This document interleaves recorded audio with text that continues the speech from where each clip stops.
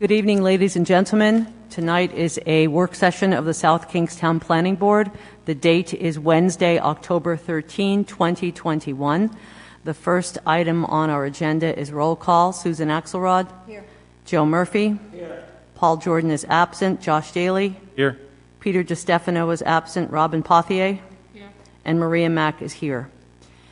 Our next agenda item is a zoning text and map amendment for South County Hospital.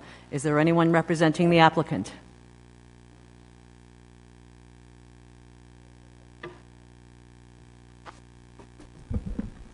Good evening, Madam Chair and members of the board. For the record, John C. Revens, Jr., Revens in St. Pierre, 946 Centerville Road in Warwick, for the applicant. Thank you very much for the opportunity to be here tonight in behalf of the hospital. And thanks for taking the time to do the work session. Hopefully we'll have a productive discussion. Please begin, and be aware of the fact that obviously this is the first time that this will have really been discussed in any kind of detail post application from South County Hospital. Thank you. As you know, the hospital has a long, nearly century history in town, and over that period of time, it's been pretty much, in terms of the physical plant, been built out on the existing campus. So going forward, the new market for hospitals is much more competitive, much more challenging, and much more regulatory environment. The hospital's been fortunate that they've been regionally and nationally recognized as one of the top 25 community hospitals in the United States. And the management team that's there is hoping that they can develop a plan and provide the proper leadership and direction, the Board of Trustees and the managers, to put the hospital in a position to continue to serve the community in Southern Rhode Island for the next 100 years. And to do that, they made some efforts in the past year to try to move forward with some improvements to the hospital campus, most of which I consider relatively modest in proportion to what exists there now. And in that process, they discovered, somewhat to their chagrin, that there was an ordinance in place that had been adopted about 20 years ago that required them to provide a rather detailed institutional master plan submission. The people who manage the hospital now were not generally aware of that. Those provisions were never followed in recent years by the hospital or the town for whatever reason. I'm not sure why. I think they submitted one master plan many, many years ago, and then nobody did much with it. So this time around, they went, I think about a year ago, to the planning department. You had different leadership in the planning department at the time. They were given some suggestions as to how they would put this master plan together. They did it, and then they came back with it, and in the interim, there was some new team in the planning department, had very different suggestions from what they were given the first time, and spent a lot of time, effort, and expense to submit something that really wouldn't get us anywhere, and we don't think would get you anywhere either. So we're not here tonight to ask you to recommend to the town council that the hospital somehow be deregulated. We're not asking for that at all. And in fact, like any property owner in town, we're subject to all the same requirements for building permits, for planning board approval, for zoning board approval if those are necessary, as every single other property owner in town is. But for whatever reason, a couple of decades ago, the town decided to impose this additional requirement, which we think the way it's written is overly burdensome. So we drafted a new ordinance that still provides for a master plan submission. It reduces the threshold of review to development plan review, which makes a lot more sense to us, and we hope to you. It takes out the requirement that we have to comply with all the existing zoning and planning regulations, because like every other property owner, we have the right to come here for planning department approval. We have the right to go to the zoning board for zoning amendments. And the way that old comp plan language is written, it's not clear that we could do that, because we'd have to submit a plan that says we're in compliance, and then it says we can't do anything that deviates from the plan. So the whole thing was kind of overly burdensome, we thought. So we drafted a new one. It still requires public participation. It still requires review from the board. It still requires traffic analysis for any improvements that we make that might generate additional traffic. And it provides that minor changes to the campus could be submitted to those other boards, whether that's you, zoning, or building, without having to go back for another institutional master plan approval. And it also provides that it would be easier to amend this plan going forward from time to time if we wanted to submit an amendment. So having said that, we want to do our best to work with all the people in the town to keep this hospital growing. As you know, or you may not know, I think most of you do, we're the largest private employer in town. We employ over 1,500, if not 1,700 people. We have very, very high-paying jobs. We provide very good care to the community, and we're trying to make sure that we can improve the quality of that care and keep the hospital up and running and thriving. We also know that there are always issues when you have a facility like this in a residential community, and we appreciate that. And even though, other than the possibility of acquiring an additional parcel for parking, we're pretty much constrained with the campus that we have, but we're trying to keep our hospital viable by creating other healthcare facilities that are affiliated with the hospital that are not located on the campus. And that's an ongoing process. It's not all those facilities will be in South Kingston. Not all of them will be in Washington County. Because for the hospital to be viable, they have to be a place that people want to go for particular health care needs. And the team that's in place is trying to enhance that and improve it and make it a place that you can all be proud of. So within that context, we're also happy tonight, if you wish to discuss any other community-related issues as part of this process, whether that's now or another time. And we recognize that lighting, parking, landscaping issues are always important, and we have ideas to improve all of those things as we move forward once we get past this master plan process. So having said that, we're happy. We have our engineer here. We have the Vice President of the hospital here, Gary Kuzner, and we're happy to answer any questions that you have and follow your lead, Madam Chair, in having a discussion about how we can move forward with this. Thank you. Thank you, Mr. Evans. I'm not certain that to start off we need an engineering discussion. However, I think it would be helpful for the board to understand where the language that has been proposed differs from the current requirements.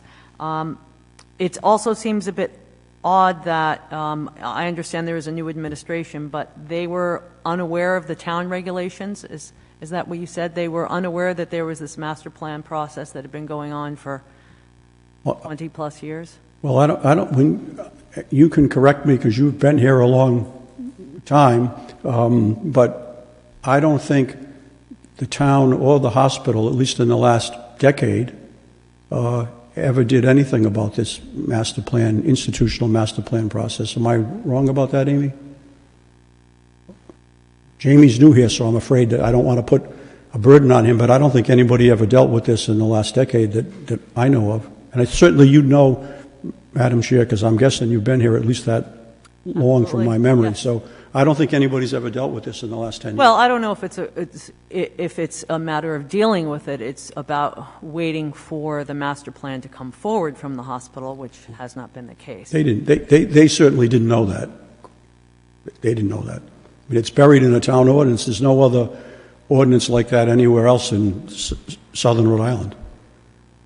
Madam Chair, I think it's potentially unfair to make a blanket statement that the hospital was unaware of the town's regulatory requirements, since over the years in the adoption of the regulations, they have been in the multiple permitting phases, including updates and amendments to their master plan.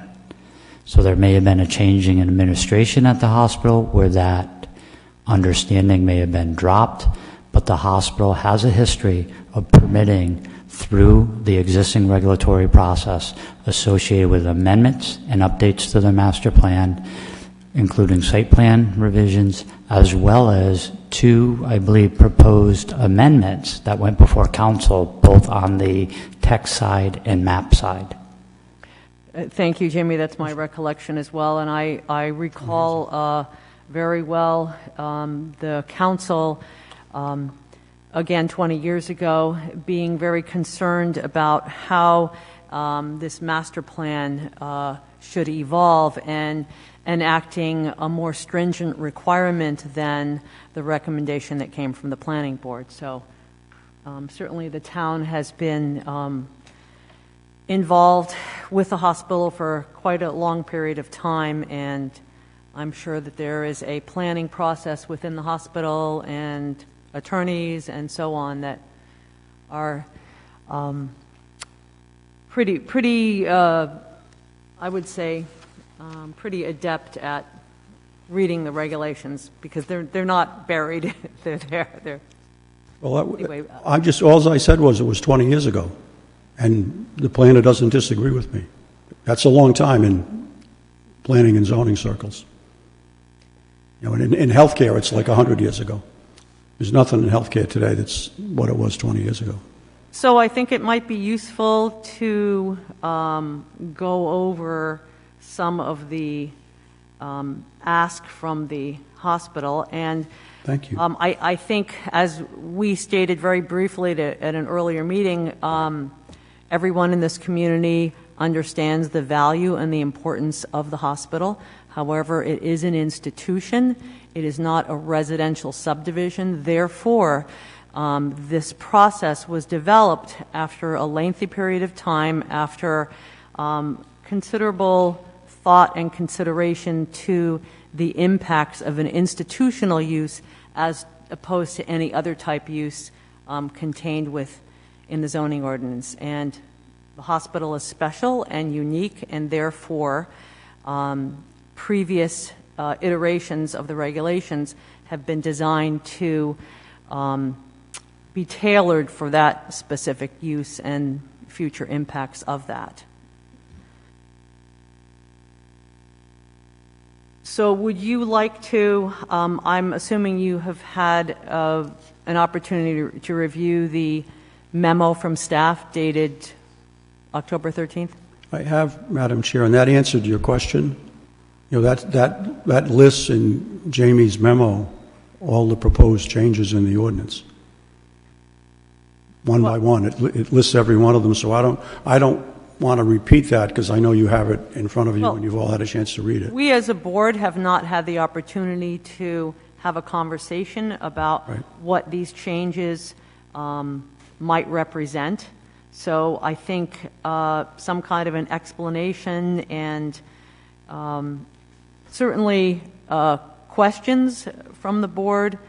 And since this is a rather complicated project and complicated set of text amendments, I think that following our discussion tonight with the board's pleasure, it might be useful for staff to develop some kind of a comparison, a table that would compare the current requirements with the impacts and changes or should this text move forward.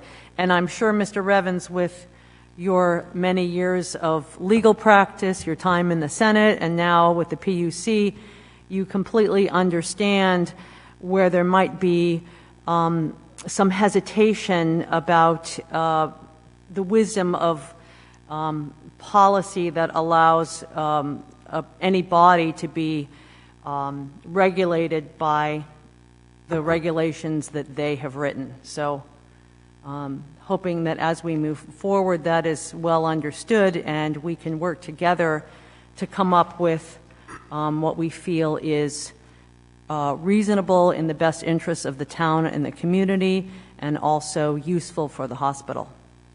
Thank you. No, we agree with that, but just to emphasize, we didn't write any of the laws relating to building, planning, or zoning that exist for every property owner in town. And we're not asking you, as you know, to change any of those.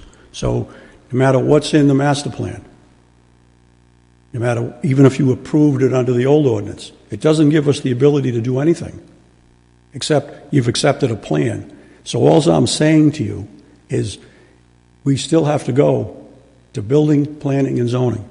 So we're just trying to clean up this a little bit so it's a little less onerous, because it doesn't, we don't think it helps you being the town, not you individually, or us. So in the first area, in 603-2C, we're simply trying to have this follow the development plan review process. That's a process that you're all very familiar with. It's the process you follow in dozens and dozens of applications every year. So we're simply asking that for this separate level of plan that we follow that standard. And that's all it is. The purpose section that follows it is just a slight reworking of what was there before. The filing requirements are very similar to what was there before. It requires that we hold a public participation process, which we're anxious to do with the at two levels, one in the immediate community of the neighborhood, and secondly, with the broader South Kingstown community. It provides for a pre-application process. It provides for a bunch of requirements in 603-2D, which is basically everything that's on the campus.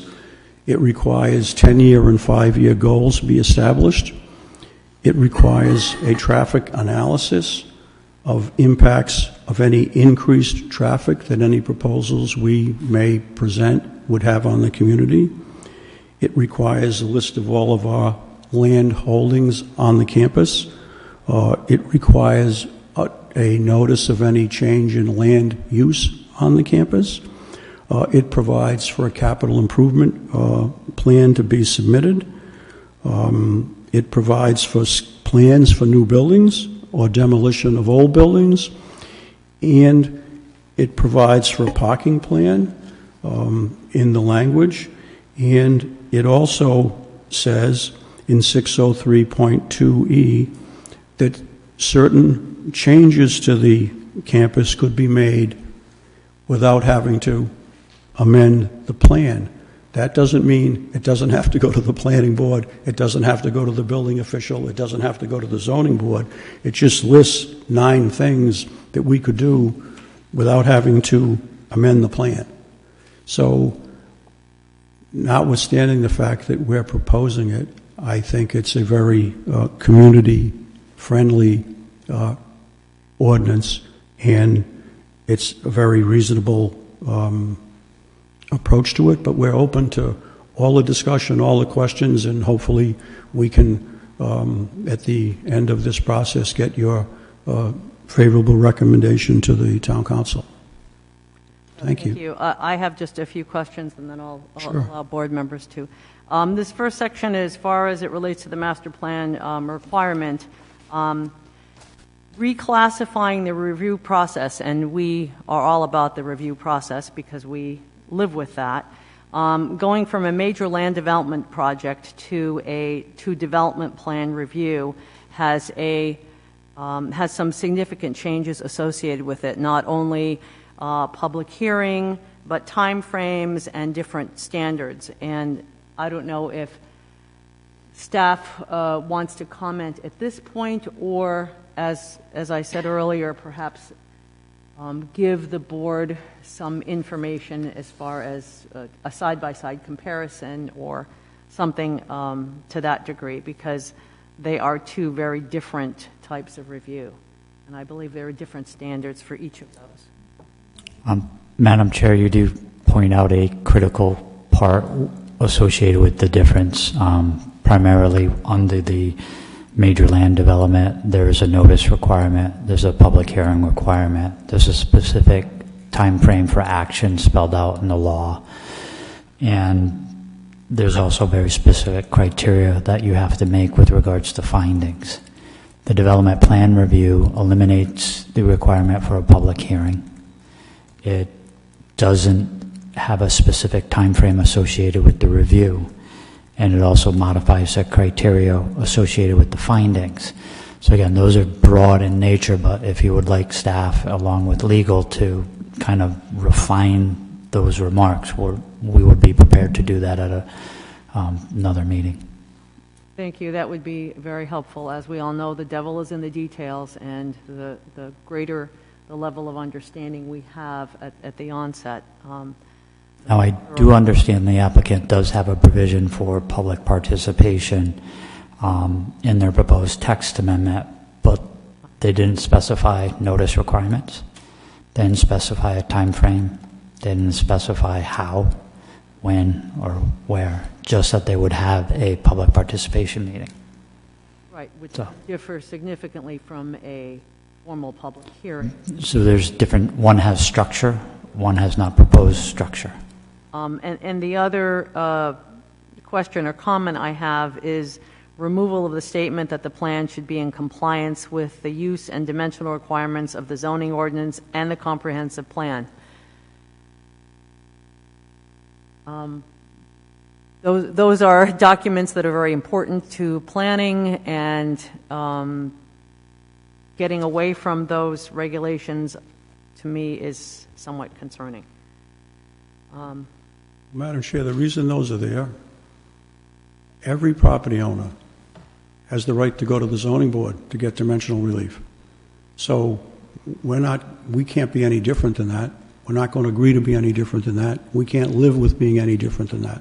So to make that perfectly clear, every property owner in this town can come to the planning board, come to the zoning board, come to the town council and ask for those kinds of relief. And we're not trying to get out of that, but we're not giving up our right to do that in this process. And I don't think you need to state that. I mean, this appears to be a blanket statement as opposed to what we all know, that at any time an applicant can come forward and ask for relief. That's why we changed the language. That's all. I don't think we're really on a different page. We recognize that in anything we do that's significant, we may have to go through major development plan review. That's already there. This doesn't take any of that away. So if it's all in here, we're going to do it twice, and then every time we change some little thing, we're going to come back and redo it. So we're just trying to find a way together that we could do that in a way that satisfies you, protects the people in the community, and lets the hospital move forward and continue to be successful. And I think we want to see those practical aspects. However, there's always concern about unintended consequences if we are not thorough as we go through this process. Questions, comments from board members?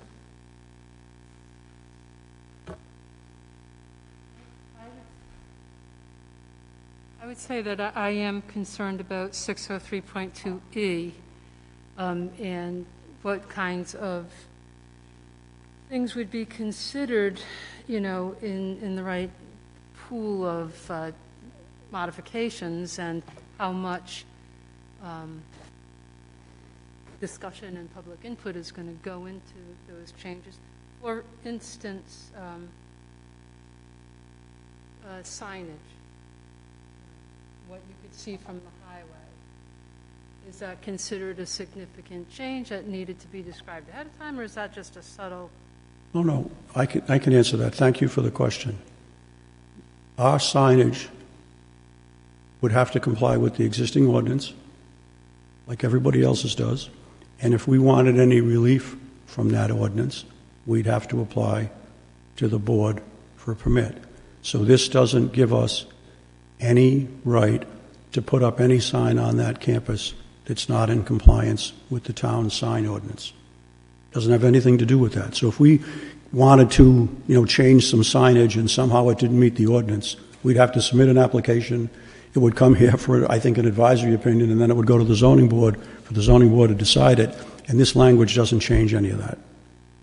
But we don't have, some hidden plan to put some massive amount of signage on the campus. The only purpose of the signage within the campus is to direct people, hopefully, to the right place where they want to go as conveniently and as safely and as expeditiously as possible.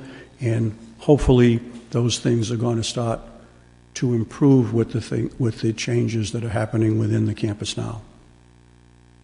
Could I also ask about I had never heard about the car garage before, the parking garage. Is that out of the picture forever, or is that something that could still come to fruition? It's out of the picture in the 5 or 10 year plan. I'm not smart enough or have enough foresight to know what might happen beyond that, but there's no plan anywhere now to build a parking garage on that campus. If the abutting parcel gets acquired, it'd be a submission to you and to the town, all the proper town agencies, for parking on that parcel and landscaping and maybe some other things that would only be accessible through the campus, not as it is now through the neighborhood, if that happened. But we don't know, because we don't control it, whether that'll all get approved or not. But if it does, we'd be back at some point, if that happened, with additional parking on that site that would only be accessible from the campus. And the other thing that will happen over time, again, that would need proper approvals, is the lighting on the campus is old. It was designed a long time ago when all of those way people did lighting was very different than what it is today. In the hospital's capital budget for this coming year, they have money in the budget and hopefully they'll get it a second year. It's a 2-year phased-in project where every bit of that exterior lighting all gets changed. And it will all be dark sky compliant. It will all be controlled by software. And in the parking areas that are more remote from right around the edges of the building, it'll all go off at a relatively early evening hour and would only come back on if there was motion in the parking area. And it'll be dark sky compliant, so it'll be unlike anything that's there now. So there'll be no spotlights off a building illuminating a parking lot and shining into somebody's windows, and that's all part of a lighting plan that the first phase of which is in the capital budget. It's not approved by the town yet, but it's in the hospital's capital budget for this year. I'd also like to know more about, was there ever a viable Route 1 access? Well, I'm new to this client, but I'm very familiar with as familiar as you can be as a lawyer. I'm not an engineer and I don't want to pretend to be one, but to get access from a highway, like any highway that's state, first you need what they call a physical alteration permit, which is referred to as a PAP. When you want access from a highway that's a limited access highway, like Route 1 is in that area, they have what they call a freeway line. And a freeway line is almost impossible to open up. And it not only requires RIDOT approval, it requires Federal Highway Administration approval, which is rarely given.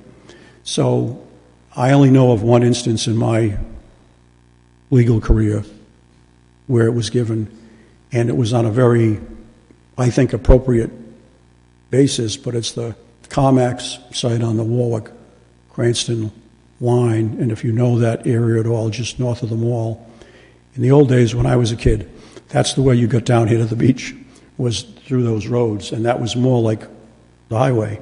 Now it's all retail, so they allowed on the west side of that property, DOT and the Federal Highway Administration, after writing a big check to them, agreed to let access into that parking lot for demonstrations for that company to sell cars. So the only way I think there might be any possibility of where you're going with this is if the access into what was the old town police station, I don't know if there's any way or any interest, since that, I believe, if I recall correctly, and tell me if I'm wrong, that isn't there direct access off Route 1 into that parcel? So there may be some way someday, if the town had any interest, to allow access from that parcel to the hospital, whether it was under a lease, whether it was under an easement, whether it was under a sale or whatever. And I don't know what's going on, although I live in Narragansett now. I don't know what's going on in town with that parcel. But then you could only have what's there, a right in and a right out, and you'd still need permission from all of those agencies to get that done. It would take you over a year and a half probably to get the permission. But that's the only theory I know of. Otherwise, it'd be almost impossible to get that approved.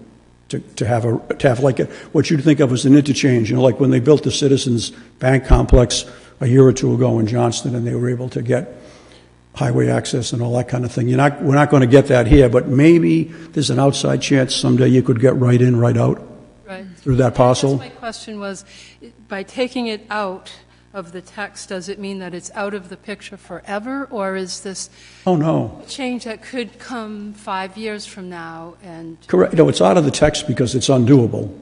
If the town, once you have a town manager, I think you're in the process of trying to hire a permanent town manager. But once that got resolved, and if there was an interest on the town's part, I think the hospital would certainly be open to that if there was some way to get a right turn in, right turn out through that parcel and somehow tie it into the hospital. There'd be an interest in that as long as, we could figure out the finances of it and where the funds would come from to do it. The hospital's trying to focus their funds on the campus, and generally hospitals or other property owners don't build ramps off highways, so there's a lot of complexity to that. But there may be some way to do that. And I think that's worth exploring from your end and from our end. But we haven't, other than me talking to the engineer and the hospital VP about it, I don't think there's been any discussion at any other level about that now, but we'd certainly be open to that going forward and be happy to participate if the town wanted to initiate that or encourage that. There's a way to do it.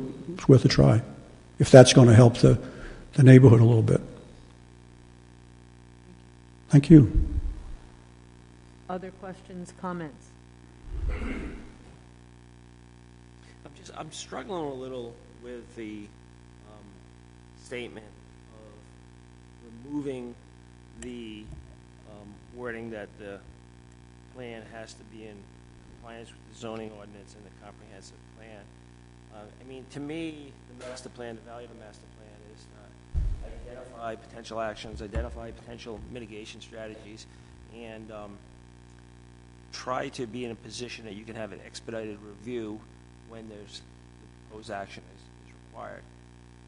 If we remove the requirement that it's, and I understand your argument, and I agree with you. You obviously need to have these rights that, you have an action and you want to propose a change into the zoning ordinance or the comprehensive plan, and certainly we have that right. But if we remove those requirements from the master plan, and then the time comes and you need a zoning, and then we do the review then, what's the value of the master plan in the first place? So that's one thought that I actually have. And I think that there's probably an answer there somewhere between language and process. But again, I'm just kind of struggling with that. Well, part of what's there isn't conforming. So if you go back in history and you've read all of the work that, I submitted to the town a list of all the planning and zoning decisions for the last 50 years, I think, that I sent over, and then Jamie added to that and put in the town council decisions that I hadn't had from I think 1997 and 2000. But they're non-conforming. That was residential land back in the day. So back in that era, zoning board gave approval typically for projects like that to get built on residential land, and they never changed the zoning. So now that they've changed the zoning, there are multiple things, I'm sure, on that campus that are non-compliant now, but they're pre-existing non-conforming, Mr. Murphy, so they have a right to be there, and they exist, and they're legally there, but they're not conforming, so that we can't make them conforming. You know, if a building is in what would today be a setback, it's there. If there was parking that was less than the ordinance requires, it's there. Get at, So we're just trying to make sure that's not an obstacle just going forward, and I'm sure that your legal counsel and I could come up with language that would... you're using the language for conforming. Are you concerned about items that are legal non-conforming, or are you concerned that you're going to propose something that's non-conforming and would need a review? So I think that there's two different things, because things that are legal non-conforming, I think we can all, I would like to think that we'd all agree that, yeah, Sure. that's in existence, and you're not going to be questioned on those, right? They already exist, and Right. they're legal, so. So on your other question, and I don't think you disagree with this, but that's your decision to make.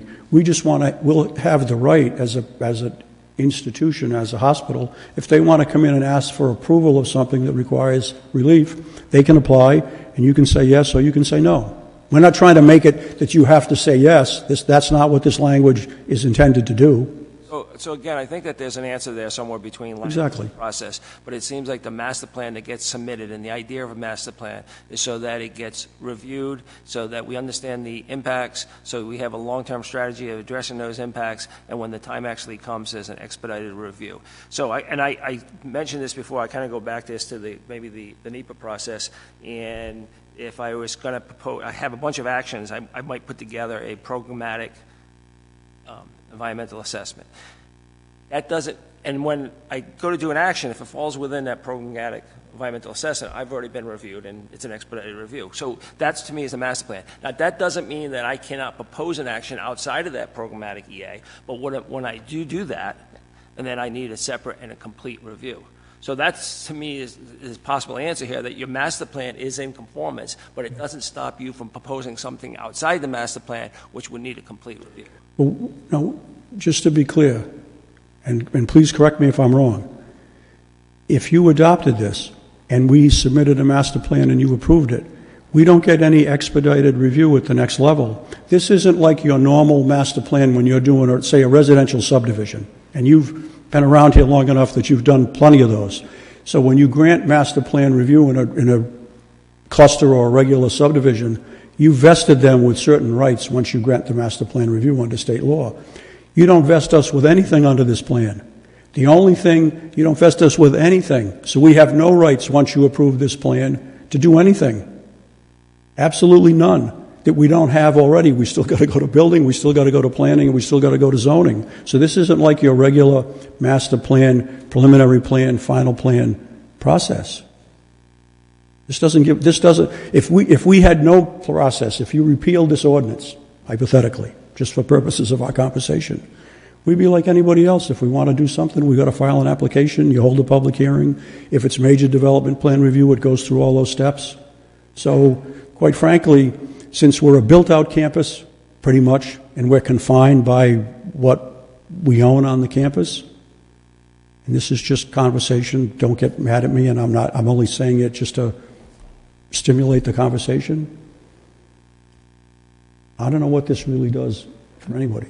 Madam Chair? I don't know, but my friend the planner might disagree with that. But I don't know what you gain out of this as opposed to just going project by project. Just for clarity on Mr. Murphy's comment and Mr. Revens and his approach to answer that, I believe in the proposed language that's before you, there is a institutional master plan associated with that, but there's also a section that would exempt them from coming back through any amendment to that plan. And Mr. Revens mentioned that in his initial presentation, those 9 exemptions. So to Mr. Murphy's point, there are some issues with once, follow this forward, the text amendment's approved, council approves it, and you're sitting here 3 months from now looking at a long-range plan under this regulation. You adopt that plan. The hospital has an approved long-range plan. There are 9 exemptions to that, which allows them to do certain things where they would go to either the zoning board or direct to the building official to undertake those activities. So not everything comes back to you. Things above that threshold would require amendments to the long-range plan, but things under that threshold would not. With regards to the initial review of this, a potential concern is that statement of what is existing non-conforming and what is not. And we all could agree that there are potentially some buildings with regards to setbacks and initial parking that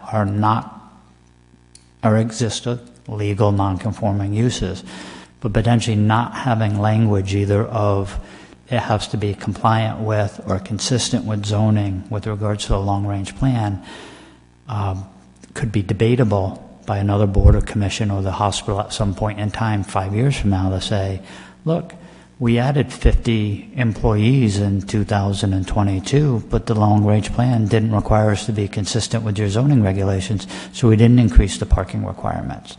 So I think Mr. Murphy's correct. There's something probably between the language being proposed and the language that exists. And again, it brings, I think the goal here in the discussion is if you can make it as black and white as possible and eliminate shades of gray so that it shortens the discussion during the permitting process in the future. Joe, anything else? No, I just think that there's some room in the language to say that master plan needs to be in conformance. Yep. Or legally non-conforming, and that doesn't give their right. They can still come propose any project in front of the zoning, but that would require a separate review and would not be afforded any protection under any type of review that the master plan gave. Madam Chair, can we continue that discussion a little bit, if you don't mind? Yes, and I definitely understand where Joe is coming from. Right. When you look at the proposal and you see things like without conditions, removal of requirements, Right. and so on, it's concerning. So let's, if we could, because I don't want it to be concerning, and I'm not trying to throw a slider on the outside corner of the plate. So when you look at this list of the 9 items, this doesn't say we can do any of those without the proper town permits. All this says, if it were enacted, is those items don't require a new institutional master plan. It doesn't mean we can do them. So some of them, for example, let's go to an easy one, number 4, facade renovation to existing structure. So if we were renovating a facade to an existing structure and we don't have an additional footprint, then I think all of you know that the only thing we need is a building permit. It doesn't have to go to planning or zoning. And if somebody thinks I'm wrong, please speak up and correct me. A change of use on any allowed use in the hospital campus. A new parking facilities of 10 or fewer parking spaces. It's a de minimis amount of parking. If it needs relief from planning or zoning or approval, we'd have to come here. It simply means we wouldn't have to change the institutional master plan. So all of these items are not, it's not being written to say if you pass this, we can do all of them just by walking in the building official's office, dropping a set of plans on the table or emailing them, sending in a check, and waiting for the building permit. It simply says you could do that and you could go through the regular process of building, planning, zoning without having to go back and redo this plan and spend 6 months or a year doing it before you can even apply for a permit. And that's what my client has found challenging, and that's why I put those in, but it's not meant to be, it has to be this, it has to be that. It's not meant to be an exhaustive list or a perfect list, but there's a lot of things that happen today, like electric charging stations, if you were going to put them in the parking lot of your business or, in this case, your hospital. Doesn't need to be in your institutional master plan. You might have to go to building, might even have to go to zoning or planning, depending on what the regs say. So this these items that are there are not intended to mean you're sanctioning them, you're permitting them, you're approving them. You're merely saying, if you pass this, it doesn't require an amendment to this plan to submit a request to do any of those 9 things.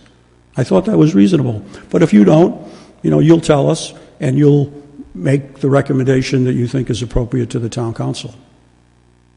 I think it's important for the board to be able to envision potential scenarios and understanding the difference between what may be current sort of planning standards, whether it's circulation, parking, landscaping, versus something that the applicant may propose that doesn't fall within those norms. So again, having an understanding of that would be very helpful. Other comments and questions? I have a question. Sure. So actually, this might be for staff. So we board have seen some projects come around where things seem to happen piecemeal, where we never really understood the big picture and we were just sort of developing a little bit here and a little bit there. Is not doing a master plan leave us susceptible to piecemeal projects where today they're going to expand the parking lot, but then next year they decide to, wait, no, let's go back and take away part of that parking lot and add a sign? Like, does the long-range plan help us keep the big picture in mind as they work on different parts of it and avoid that whole potential piecemeal way to go about it? Does that help that? No, Susan Axelrod, good question. Again, Jamie Rabbit, Planning Director. You could view this as a potential flaw or the gray areas associated with the regulations that our goal would be to try and make it more black and white. Potentially one thing that is missing from that section E is the cumulative effect of these things. That if you look at the provision of item number 2, which says additions to existing structures less than 25% or up to 10,000 square feet. I think to your point, could you over a 5-year period do 5 10,000 square foot additions, not have to amend your master plan, only go to the zoning board or building official for a zoning permit? Again, that's an area that potentially is gray that with the addition of language could be made more black and white. I don't think in my discussions with the administration at the hospital that it's their intent to try and do 5 10,000 square foot additions to circumvent a regulatory requirement. So I'm sure they would be amenable to adding language that codifies what their intent there is. Thank you. I wasn't suggesting anything sinister. That wasn't my intent. My intent was more that, if you're going to renovate your house, don't add on a bedroom and then change your mind later and add on a bathroom where you should have put on the bedroom. And so is an idea of the bigger picture just a clearer way to get to your goals without doing it piecemeal, is what I mean. So I get that. It's nice to have the big picture in mind before you start making changes. Well, I think that the way we have our system now is that it is nice to have the big picture. And if you did come to the planning board and say that you wanted to add a driveway on the left side of the building, even your planning staff could say, if you're going to do that, this might be a lot easier if at the same time you also did this other thing. Or there may be assistance that you would receive from this good planning staff if they knew your big picture, not just the little pieces that as you went along. Okay, no, that's a great comment. We're not trying to hide any pieces or any plan, but I know you're not. I wasn't trying to suggest that. Let me try, no, I know that. I'm just trying to reaffirm that, but let me try to see if I can make a proper response to the question. And because of the confined space of the campus, unless somehow, and the chair made a compliment earlier about my governmental experience, which I thought took as a compliment. So I grew up on the south side of the airport, on Main Avenue, which is where the Greenwood Bridge is, if you know where that is in Warwick. And when I was a kid, Strawberry Field Road, which is about 3/4 of a mile north of that, went from Wiles Corner, West Shore Road, where the new Dave's Market is, all the way through to Post Road. almost down near where the airport terminal is. So the airport boundary was Strawberry Field Road. Now that airport went from Strawberry Field Road to halfway to Main Avenue, to Main Avenue, to across Main Avenue, now halfway to West Shore Road. It went across Airport Road. It went this way, it went that way, it went every way. And being a local elected official, you know, I was pretty vociferous and pretty active trying to protect my people in the neighborhood. But I never said, move the airport to Quonset, like a lot of people did. But we wanted noise abatement, we wanted soundproofing, we wanted land taking in the most impacted areas. This isn't that. We don't have any ability to grow a hospital like an airport by taking people's houses. So to go to the examples that were being given, like a 10,000-foot addition now and a 10,000 later and a 10,000 later, the only way we could do that is if everybody was arriving in a helicopter or something, because we don't have the parking. So there isn't any way that you could, with that land constraint that you have, come in with a 40 or 50 or 60,000 square foot of building, even in small bites of 5,000 at a time. You just can't do it. Now, could you change a building, or could you demo a building and replace it with something else? Sure, but to add additional square footage, you're very constrained because of the landscaping requirements, the parking requirements, and all those other things. And you'd never get that relief from the zoning board.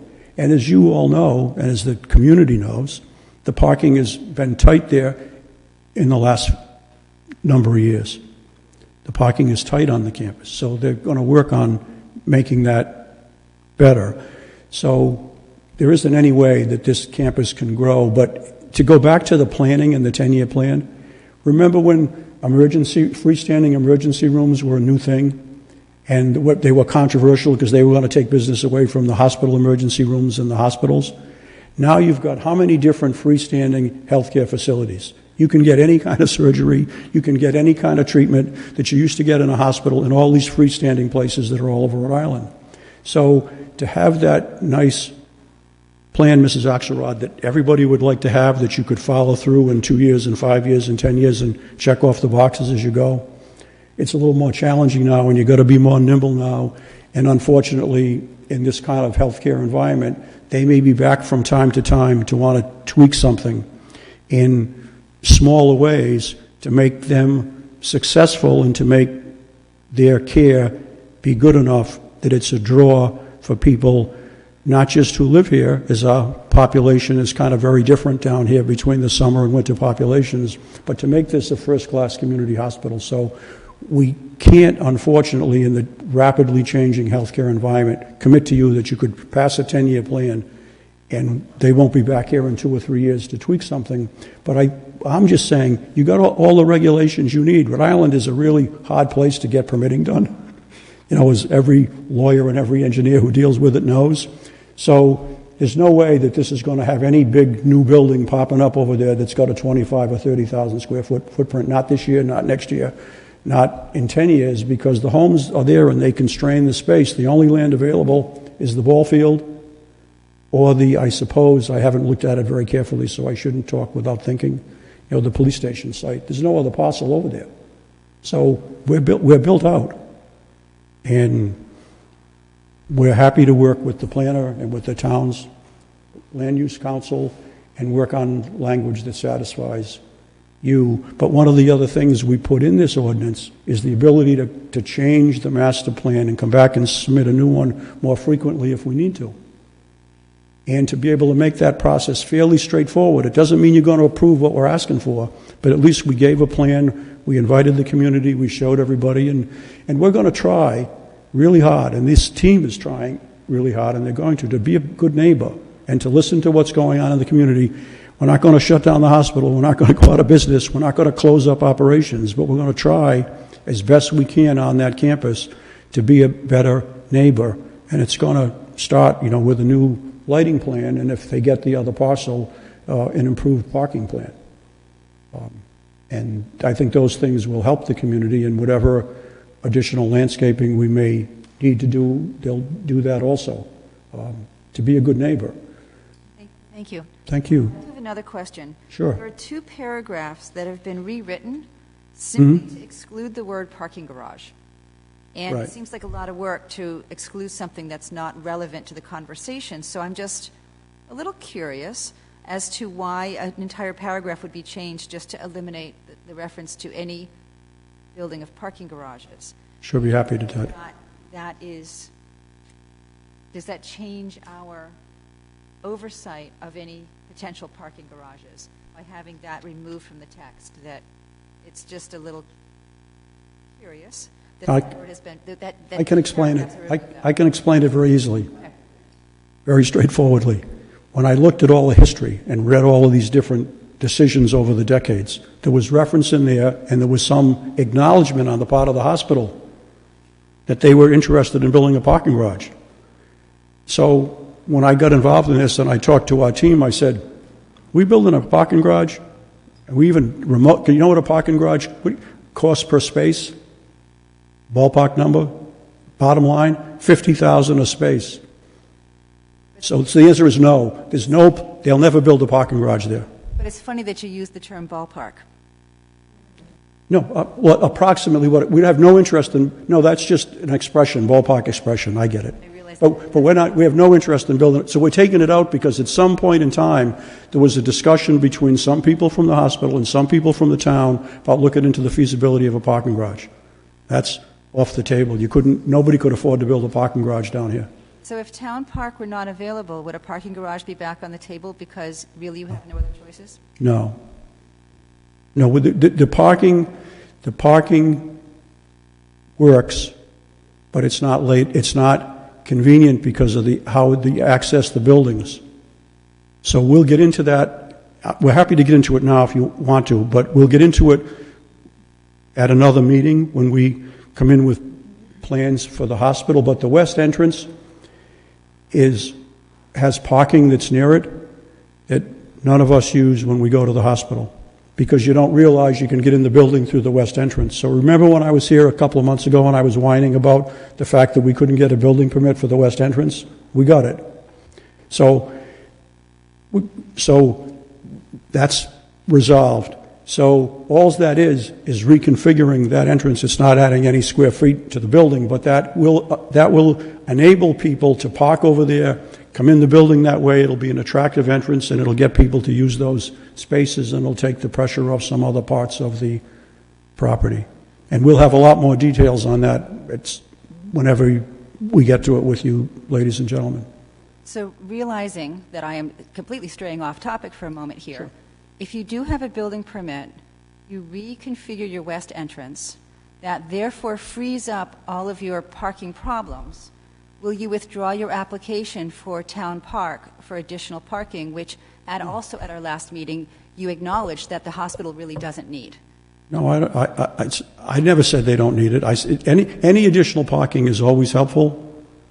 That's not my job to say that, is what they don't need. All the west entrance does is it helps you utilize your parking, because somebody doesn't have to park over there, walk all the way around the building to get in the door. That's what that does. So it makes the parking that's there more accessible, but it doesn't solve the need to, you can always have more parking. Well, of course you can always have more parking, but 3.5 minutes ago you just said that adding the west entrance would alleviate any of your parking concerns. No, not only temporarily. Okay. Doesn't alleviate the parking concerns long term, but it makes that lot more usable. I mean, whenever you park, unless you got a car that you don't want to get dinged by a shopping cart or whatever, people try to park near the door. So at South County Hospital, the way the parking is spread out all around the property, if the employees and the people who get there first take all of the more convenient parking, then other times people can hunt for parking. They're not hunting now because a substantial part of the campus isn't open, because they're renovating buildings interior-wise and people have moved out. So there's quite a bit of space there now that's unoccupied. So there's certainly no parking issue today. And I'm not smart enough to know, what the parking will be, but we don't meet the legal parking requirement now. I don't think we need to. We'll have a presentation on that some night, but we could certainly use some additional parking, and it would make everybody's life better. And we'll try to get to that at another time. But this, If I said that, and I don't think I did, but if I did, I stand corrected. I never meant to say that we can't use additional parking. We can survive without it. We can survive without it, but it'd be a benefit to have it. That's up to other people. It's not up to me, and respectfully, it's not up to the planning board either. That's up to other people as to whether they approve that transaction, and then it'll be up to you as to whether, if we owned it, what you'd let us do with it. But we'll get to that at some point if Not to interrupt. if they ever own it. I do recall at our, not the last meeting, the meeting before that, when this was introduced, and I recall you saying that it is your opinion and the hospital's opinion that there is adequate parking, and the question was asked then, why do you or would you still need the town farm park? And your answer was, so that we could have it in our back pocket, whatever that meant. But that was your response, and so that's Okay, well, probably why there are questions. Well, if I say, You said it's foolish for any institution not to grab land when it's available. well, sure it is. But that's not the same as Sure telling it the is. town council that you need it for parking. Well, That was, I think, maybe a Well, little disingenuous. one of the well, I didn't mean it to be, so if you take it that way, I apologize for it. But if there's a concern in the community, and I sense there has been, about parking, and you can get an additional parcel that would take the pressure off, because maybe you'd have spaces that you didn't use all the time, but you'd have more than enough at the busiest hour of the busiest day, whenever that was, and that's a benefit. And any institution, whether it was a college, a hospital, a university, I could go on and on and on. The town itself, if abutting land came available here, right next to the town hall, you think the town should buy it?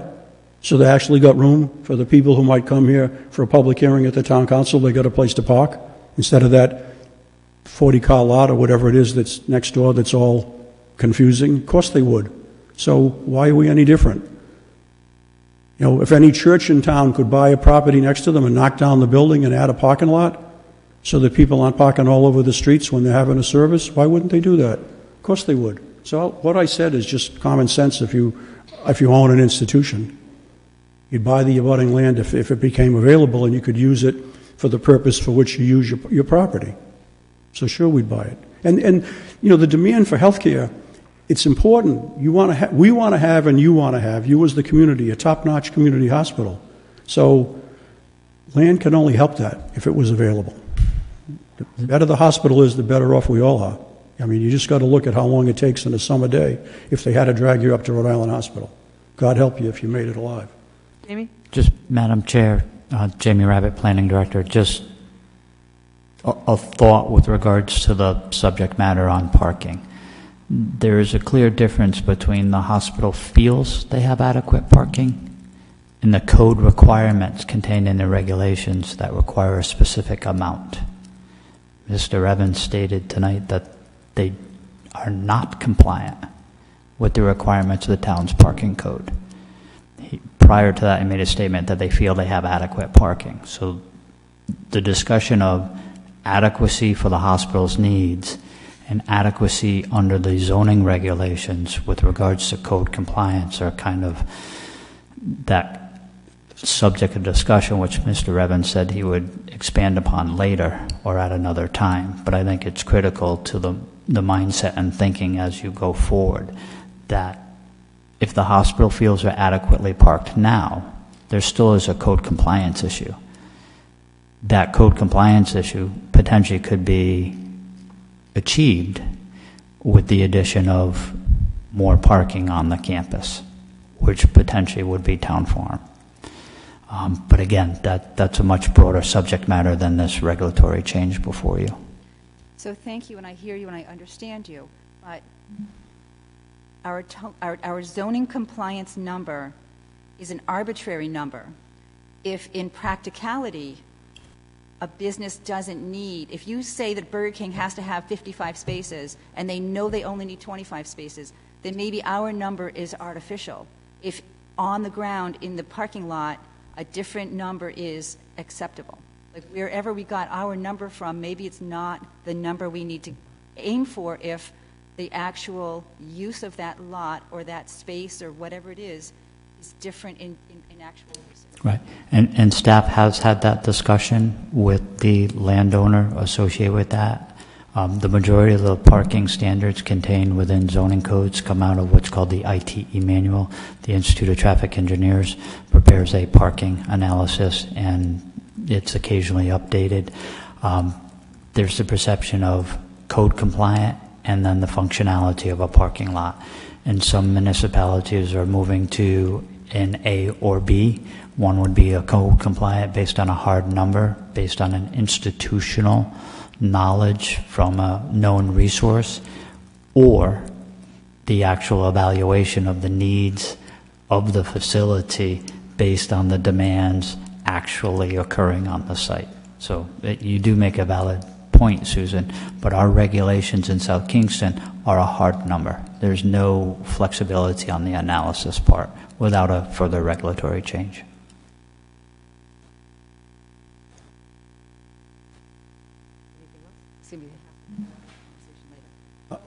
I agree with Jamie. I mean, I'm using different words, but we're saying the same thing. So I sort of knew I was straying, but I didn't mean to get off topic. In going through your ordinance suggestions, I am struggling with understanding before and the after of actually how that's going to affect our management. And I wonder if staff or there can be a side-by-side comparison or something so that we can understand the actual implications of each of these changes that are being proposed. Is that a reasonable thing to ask for? Again, to the members of the planning board, if that is something that the planning board would like us to undertake, we are more than prepared to do that. I think it may be a worthwhile venture for us to undertake that both on the applicant's behalf and the planning board's position. Someone asked a question earlier on, what's the difference between the present institutional master plan versus what they're proposing with regards to major land development and DPR review. And we could clarify that in a column setting or scenario where one requires a public hearing, one doesn't require a public hearing, one requires zoning action, one doesn't, one requires planning board and council action, we can take an attempt to do that for you. Thank you. I would find that very helpful. Amy, would it be fair to say in that regard that, and Amy also, that we can't build any building or any addition on this campus without zoning board approval, which means it's got to come here first? Right now or under this ordinance? That's what I wanted to clarify. Are you talking about right now? Before or after? I don't. Because we're non-compliant with parking, so we can't put any building up without getting parking relief from dimensional parking relief from the zoning board. Let me try to make a few kind of basic statements so I don't get ahead of myself, and correct me if I'm wrong, please. The hospital is a permitted use in this zone. So constructing a building by itself is permitted. However, as you said, they are deficient on parking. So constructing a building, there's going to be some people in there, right? Employees, and there's, I think if memory, I can't remember off the top of my head, but there's a complicated parking calculation, right, that takes into account employees and patients. So I think he's correct when he says he would need zoning relief, probably in the form of a parking variance, a dimensional variance for parking, to construct any building. So, Amy, can I just add some clarification to that? If the building being considered was projected in the master plan, the parking for the building would have been considered as well. And the plan would not have gotten approved unless they could show that the parking was compliant. If the plan got approved with the proposed construction, building, and parking, then they would simply be able to pull a permit with the building department without requiring any relief at all. I think it's more helpful to think about what the scenario would be under the proposed ordinance? 'Cause that's what's on the table, right? The proposed ordinance. So under the proposed ordinance, the development plan review framework would apply rather than the major land development master plan framework. So under the development plan review framework, this is a permitted use for which the planning board would be conducting development plan review. If whatever the development was, whatever was proposed, required zoning relief, then planning board review would be considered advisory to zoning. Right? You've seen advisory development plan review applications before. If no zoning relief was required, then your development plan review approval would be the end of the review process, and their next stop would be a building permit. Does that answer the question? That was your question, sorry. You know, yeah, I only meant it just to show that we're not, this ordinance doesn't get us anywhere through the process that we'd have to go through anyway, you know, for planning, zoning, et cetera, et cetera, et cetera, and we're not trying to write it that way, and I'm sure we can come up with language that will make the staff and hopefully the board feel comfortable about that.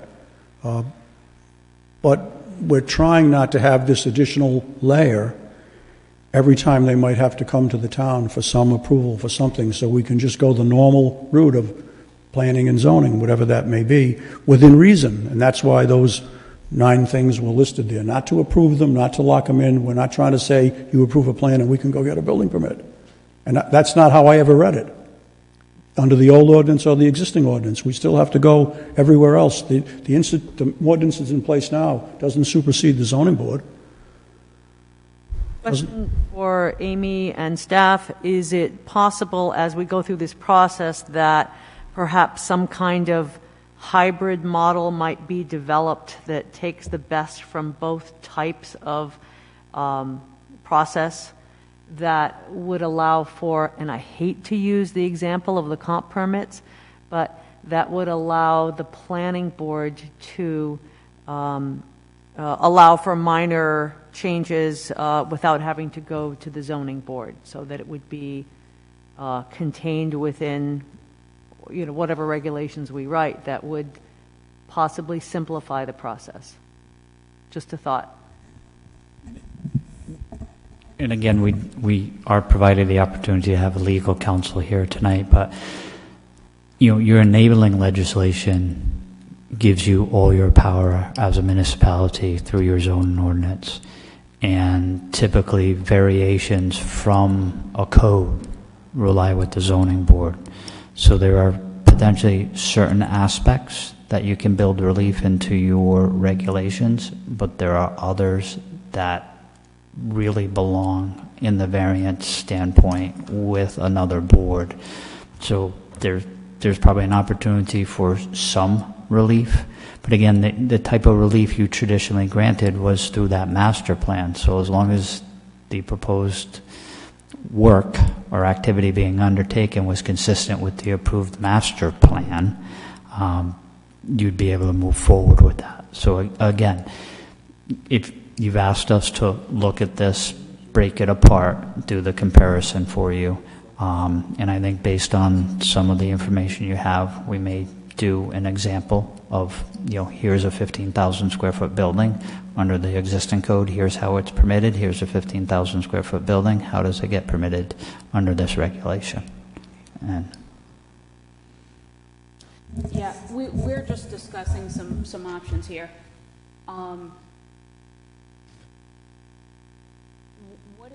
What is proposed modifications to approved institutional long-range plans? I just want to be clear.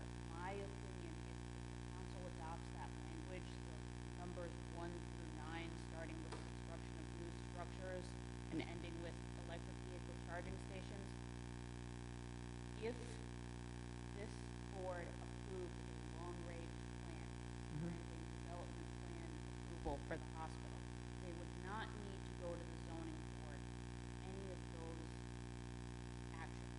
So I think that's what you're talking about. I think you're talking about the same. I think we're talking about the same thing. And that would be considered administrative review with no second step of the zoning board required, because remember, this is part of the zoning ordinance. It would be considered consistent with zoning. So where it says 10 or fewer spaces, that's essentially the zoning ordinance saying, well, even though one part of the ordinance has a parking requirement here, we're going to allow wiggle room of 10 spaces. So the other thing I think you're thinking when you say comp permit, you all know that comp permit is one-stop shopping. One-stop shopping for non-low and moderate income housing application is only permitted when the town has enabled unified development review, and that is only available for subdivisions and land development projects. So remember this, they're proposing to change the review framework from major land development to development yep. plan review. And I think the goal, right, I think we all understand the goal is to somewhat ratchet down the procedural requirements for the review process while still maintaining the meat or the essential, key elements of what the town should approve. So I think we can work towards potentially being on the same page with regard to once the hospital has passed the review step of the planning board, there should be a few times that they need to go to the zoning board. That's assuming that town, they've got to ask for what they want, right? Thank you, Amy. Well put. And Mr. Evans, I do want to say that I was very encouraged by your airport story. Even though this is not an eminent domain situation, the fact that you were in that position all those years ago hopefully makes you more sensitive to the concerns of the neighbors and the abutters, and that will be an enormous help, I think, in this situation. I know, Madam Chair, there are neighbors here, because I spoke to one or two of them before the meeting started, so my client is happy to meet with them individually or collectively. There were people who were here just to talk about what they're trying to do and why. I mean, because we get that. and some of them may be new to town, some of them may have lived here since, the 1960s. So, and they've seen the changes in the hospital and the changes in the community. So we're sensitive to that, and it's not easy being an institution in a residential community for either side, but going forward, my client is sensitive to that and wants to be responsive to that, and within the framework of running a successful, viable, important, and dependable community hospital. We want any of the things that we can ameliorate or resolve or eliminate, we want to do that, and that's why I mentioned a long time ago in this hearing about the lighting, is one glaring example of what needs to be fixed so that somebody doesn't have a light shining in their window from our property at 11 o'clock at night or 2 o'clock in the morning. That shouldn't be happening. So there are a lot of things like that that can get fixed, and they should have been fixed before tonight, but none of us can deal with yesterday, but we can deal with tomorrow, and that's, as I said, it's in the capital budget, and that's going to happen, and that's going to help a lot of the immediate abutters. And we'll look at these other things we talked about tonight and work with the team. And very good. Thank you. Josh? Sorry, in the button. So a few different things. So, first I think, you've said a few times, and I think I would second, obviously, the importance of the hospital for the town and the history. And that I think I'm generally open to thinking about how we can make this a productive process going forward and think about, certain goals that you want to achieve and the town wants to achieve and how we can look at our current processes. And the things that sort of raised questions or just concerns for me with regard to what's proposed here, said a little bit before about some of the public notice and public participation. I want to make sure that what we come up with is really robust in that way, and so that raised some concerns that it seems very streamlined in this language. So I'd like to see that be an area that we sort of flesh out a little bit more. And then the other thing is on the exemptions. A number of them I felt like didn't raise red flags for me, but I had the same concern about sort of the creep, the element where you have a master plan that gets approved, but then for instance, in particular, numbers 1, 2, and 6 under the modifications, around construction of new structures of 3,000 square feet or less, additions to existing structures less than 25%, and new parking under a certain, I think we need to have some language about thresholds there in terms of timing and creep in that sort of way. But yeah, I think I'm very open to thinking about the process differently. I'm very interested in seeing that side-by-side comparison and thinking through that as well. So. Thank you. I did want to ask Mr. Revens, one of the pieces of language that was also concerning on 6032C1 was removal of requirements of an implementation element. And I just wonder how functional is a plan if it doesn't have implementation in it. As you know very well, our comprehensive plan has implementation as well as goals and objectives, and I don't understand that. I think I'd rather have my client answer that only because of the dynamic of the healthcare industry, if I can call it an industry. Mm-hmm. And when you're looking at something that's 5 or 10 years down the road, things change a lot. Like I said tonight, that in the capital budget for this year that the hospital trustees have approved, there's money to start the lighting program. But every year we read in the paper about some hospitals in a deficit or some hospitals got this problem or that problem. So I think some of that is challenging for an institution like a hospital that's dependent on so many different sources for funding, including Medicaid, Medicare, the health insurance companies, and then the patients who don't have any money and don't pay. So that there are times when you may have a plan and you're going to do this in year 3 and this in year 6 and things change and you can't do it. So I was just fearful about that, so I took that language out. I'm sure that if that's a concern, we can try to figure out something between my client and the town that is workable. Yeah, but that was the only concern about that, was just... And implementation doesn't need to necessarily be a hard and fast figure. There can be flexibility built into implementation. Thanks. So. No, that was the only concern. But I wanted to get the lighting thing out there because that's going to start, in the next year and be done, hopefully, if they approve the second phase in the next 2 years. And that's a kind of a significant issue for the immediate neighbors, I think, is how bad the lighting is. Josh? So am I assuming correctly that these changes would then apply to URI as well? No. URI is in a totally different position because they're a state institution and the town has extremely limited authority to regulate URI from a land use perspective. I don't want to go down that road. No. But this is only on South County Hospital. Yeah, specifically, the zoning ordinance speaks to healthcare institutions in the GI zone. So that's extremely limiting as to what it applies to. Josh? This is kind of going back for a second, but I had a question about something that Mr. Revens said and then something that Ms. Goins said about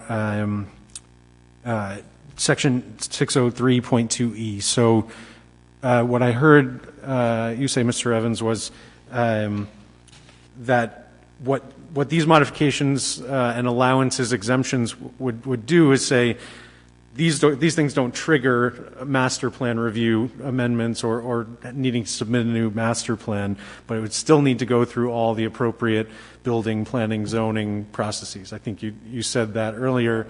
but then you were saying something that was opposite to that. So I'm trying to understand which is which. Well, my opinion is that this, right, in zoning, you got a lot of general things and you've got a specific thing. This is a specific regulation that would apply to the hospital. My opinion and my experience in navigating and working on similar ordinances like this one on behalf of private clients is that you don't go to the zoning board for development actions that are specifically called out as being consistent with institutional master plan. That's my opinion.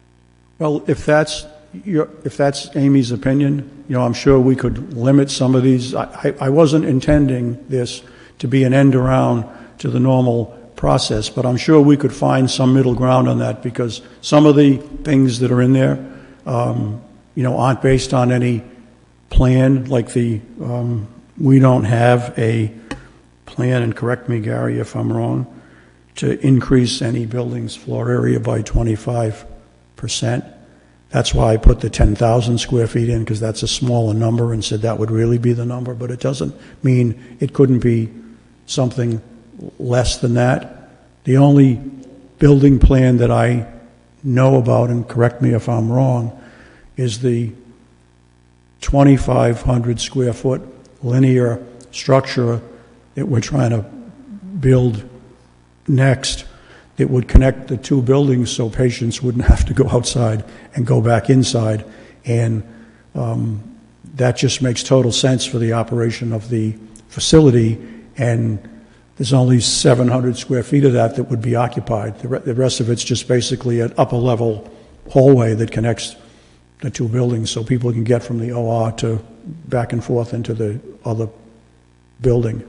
So I'm sure we can work that stuff out, but there's no plan now for, some big 10,000, 25,000 square foot building, and I don't see how you could do it on the campus with the existing parking. They're trying to move non-procedural care off campus. So like there's a cardiac rehab facility on campus. So people can go there and get rehab. It's not going to be there. It's going to go off campus. And there are things like that don't need to be there, that if they continue, will continue in another location, so that if somebody needed some kind of orthopedic or cancer or kidney or some other type of surgery, they'd be able to get it there in that facility, and it would be high quality, first class, top notch care, and that's what the reconfiguration internally is all about, is to get more proceduralists in the facility and get the generalists into facilities that are off the campus and other locations in the greater community. Mr. Evans, I think you understand this, but I know you had stated a couple of times that no one else in the community is required to do this, and Yes, sir. you still will be required to do everything that other individuals in the community would do. But just so you understand, kind of maybe from a little bit from the side of the table, Sure. is that you do provide an incredible community service, and because of such the value to the community, that truth of the matter is that when they come in front of the board, they probably are given some leeway, because one of the things that's on our mind is what's the value to the community, right? Sure. So you're probably given some leeway that a private developer that's just doing something for profit would be given. So, I mean, I think this is why this is probably so valuable to us, so that we can try to not be in that position where we feel like we have to maybe not do as much on the mitigation or maybe not address the impact as much because of this great community service you're providing.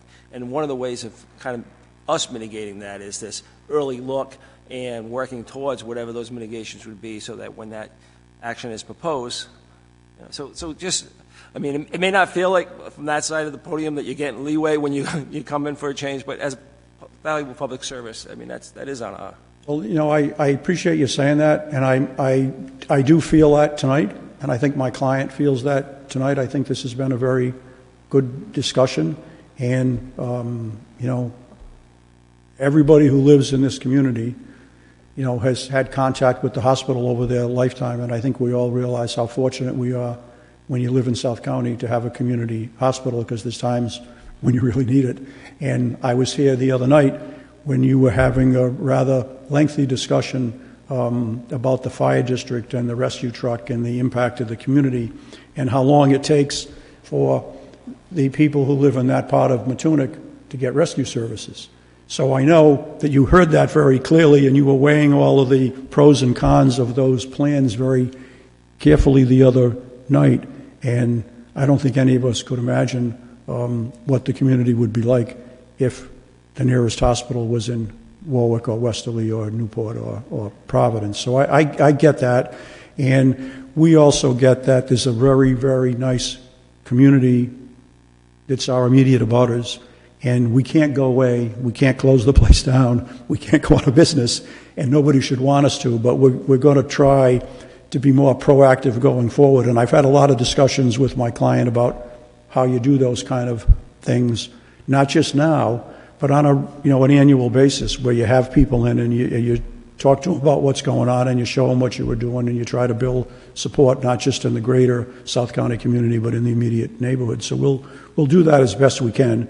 And I also know that there'll always be some people that in the immediate community that you can never satisfy, and that's okay too, but at least we'll do our best to listen to what they have to say, respect their point of view, and to the extent that we can, try to eliminate anything that's particularly troublesome, or at least soften it a little bit. So we're all over that, and I think I can add something to that process because I spent a lot of my life in those kinds of situations, like you do on this board all the time. I don't know how you do it, quite frankly, night in and night out, because you have to listen to a lot of people and then balance it all out and make a decision that's not just for the neighborhood but for the whole community. So we're appreciative of tonight. I think this is informal discussion is very, very helpful to all of us. Absolutely. Yes. Madam Chair, if I can, when everyone speaks, we can hear you in the room, but if you don't speak into the microphone, it doesn't get picked up on the recording. Thanks. So. Okay. Joe. I'll work on that. Can I just clarify and just verify that this is the only property in South Kingstown that this ordinance change would apply to? And there's no other properties that might or might not be developed in town, Main Street, that this would also apply to, like as a medical facility? Because you said it's medical GI. So, Healthcare institutions in the GI. yeah, so it's healthcare institutions in the GI. Okay. The only one that exists today is the South County Hospital. Okay. But it doesn't mean that someone else or the South County Hospital, if they acquired land in another GI zone and also did a healthcare institution, they would be subject to this type of regulation. Okay. But it doesn't apply to the commercial highway, it doesn't apply to R8, it doesn't apply to residential, it applies to healthcare institutions in the GI zones, which are limited in the community. So can I just understand that if a facility purchased a building or built a building in town for medical services, and the hospital has said they are expanding things off of campus, it would need to be rezoned as GI and medical institution, and then it would fall under this, what's No. So the off-site service, the off-site property would be presumably in a zone that allows medical offices. That zone would still stay. The zone that it would be going to would be an accepting zone. They would allow that type of use. But because what we're talking about with this amendment, it applies to the GI zone where the hospital proper is. That's it.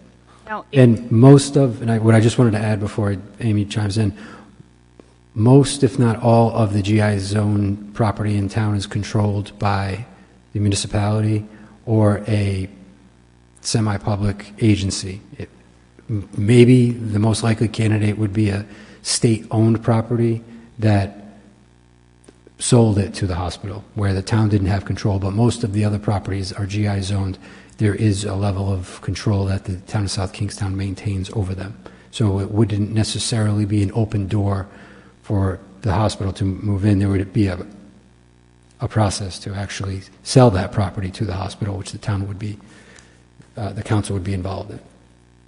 The regulation would have to be, the draft before you would need to be amended for something like what you're discussing to happen. It would have to be changed to include a floating zone aspect, which is, for example, when an institution purchases property, when an institution expands, then whatever zoning requirements the town, whatever zone, overlay, floating zone applies to the main campus would carry over to the new acquisitions in other zones. So then you would have the base zoning requirements and any floating zone requirements. That's not what they're discussing, and I don't know that we need to go down that road. I think, but you just need to confirm from them their intentions on potential acquisition in other zones. Thank you. If there are no further questions from board members at this time, folks that have come out this evening, if anybody would like to say a few words, this is a work session. It's relatively informal.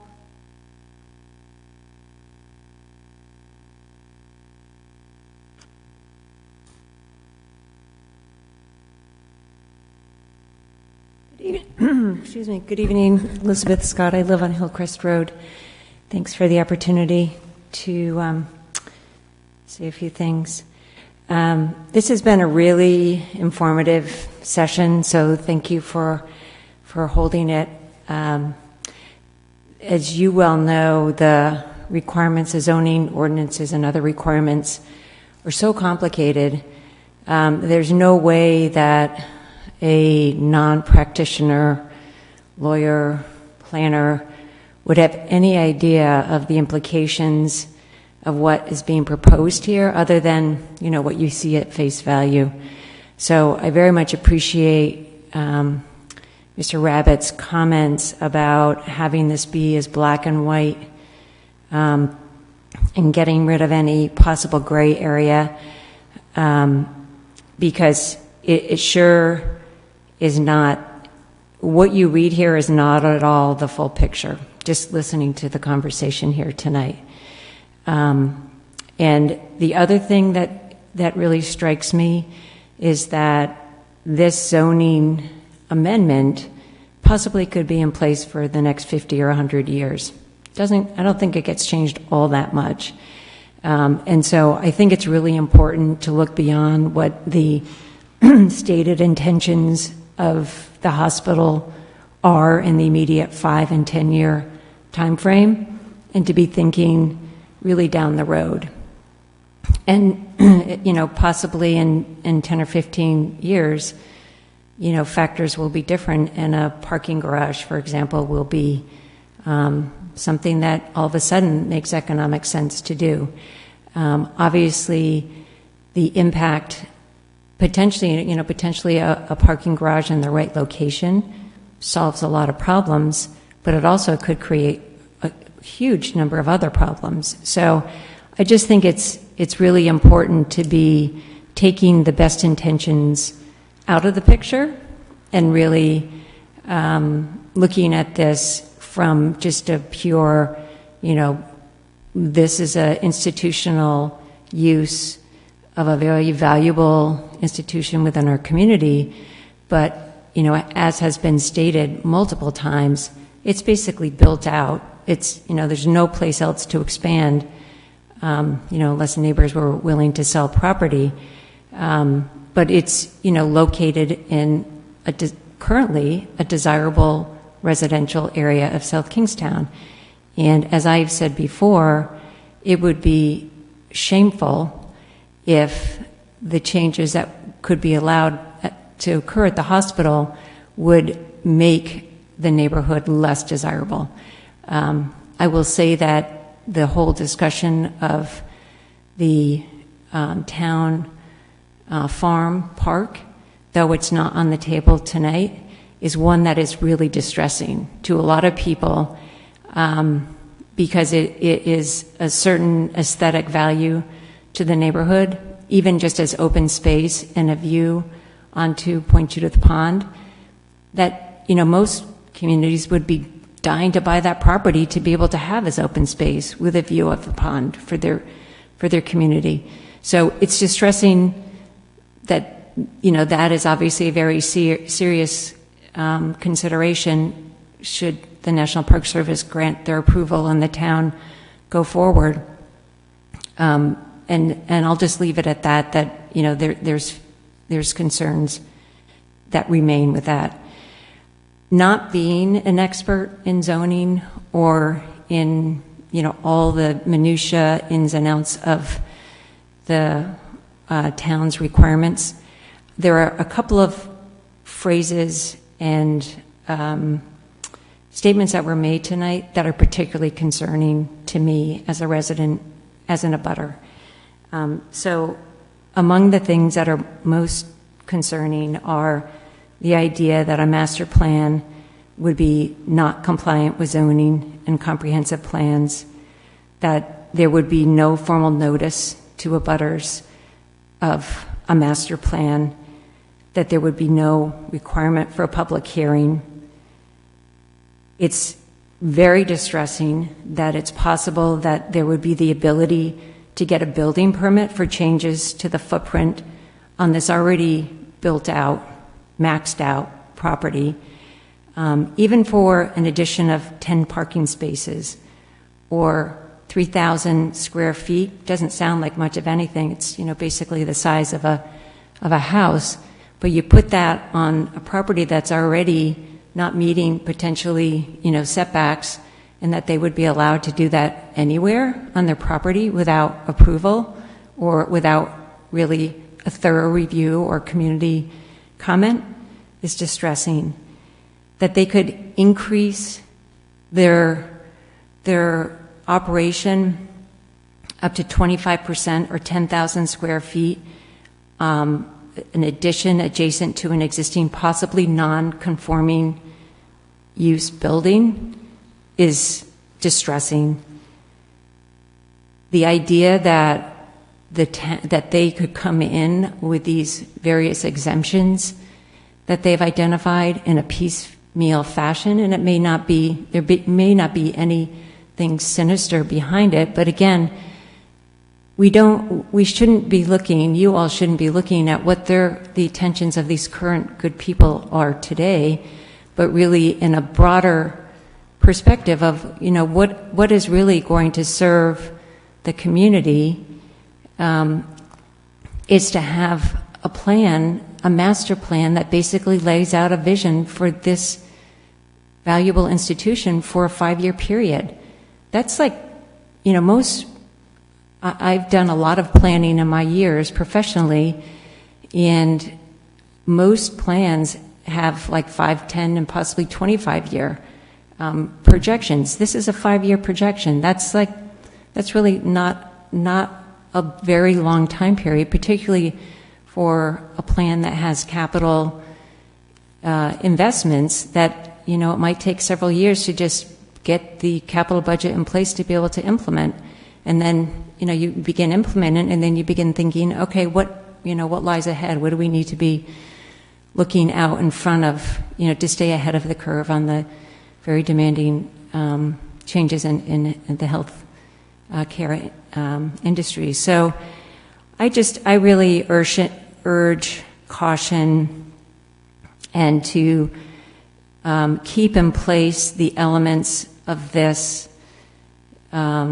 planning document that really allow for the community, the neighbors, you know, everyone to have an idea of what's the hospital thinking. You know, for those of us who make investments in our property, it's important to know when we have the largest private employer in the town, it's really important to know, what are they planning to do? do I want to put that addition on my house, or do I think I'd rather move because I don't want to, I don't want to be here. It allows neighbors to make plans about what they want to do with their property. So I'll end there, and I just, even for us to find out about this meeting, we basically have to sign on to the town's notification on, and then we have to, have due diligence to review the zoning amendment, review the planning board's agenda, review, whatever board that we choose to, try to track. It's a burden on, folks who are just, we're just trying to live our lives and be good people and, not be concerned about, some major change that we didn't know about, we weren't notified of, and we didn't see the agenda, and it happened. So, I think we all want to be good neighbors. I think that for many years we've had a good relationship with the hospital, and I would hope it would continue. But, I, for one, have glaring lights in my house windows. I, for one, have been awakened at 2 o'clock in the morning with some unbelievable loud noise going on just on the other side of my, backyard property. There's any number of things that occur there that are really, an infringement on my use of my property and the peace, that I might enjoy on my property. And it's really important, the oversight that the planning board provides to ensure that neighbors are able to enjoy the use of their property. That's just really important, so that we don't really get at loggerheads. Because again, all good intentions being stated tonight, I think it just has to be done in a much more black and white, looking forward. How do we make sure that everyone's interests are being protected? Thanks. Thank you. Is there anyone else who would like to speak?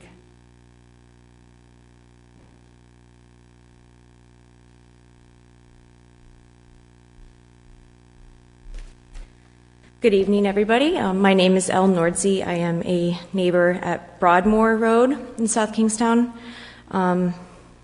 My journey here begins in August of 2019 when I bought a house on Broadmoor.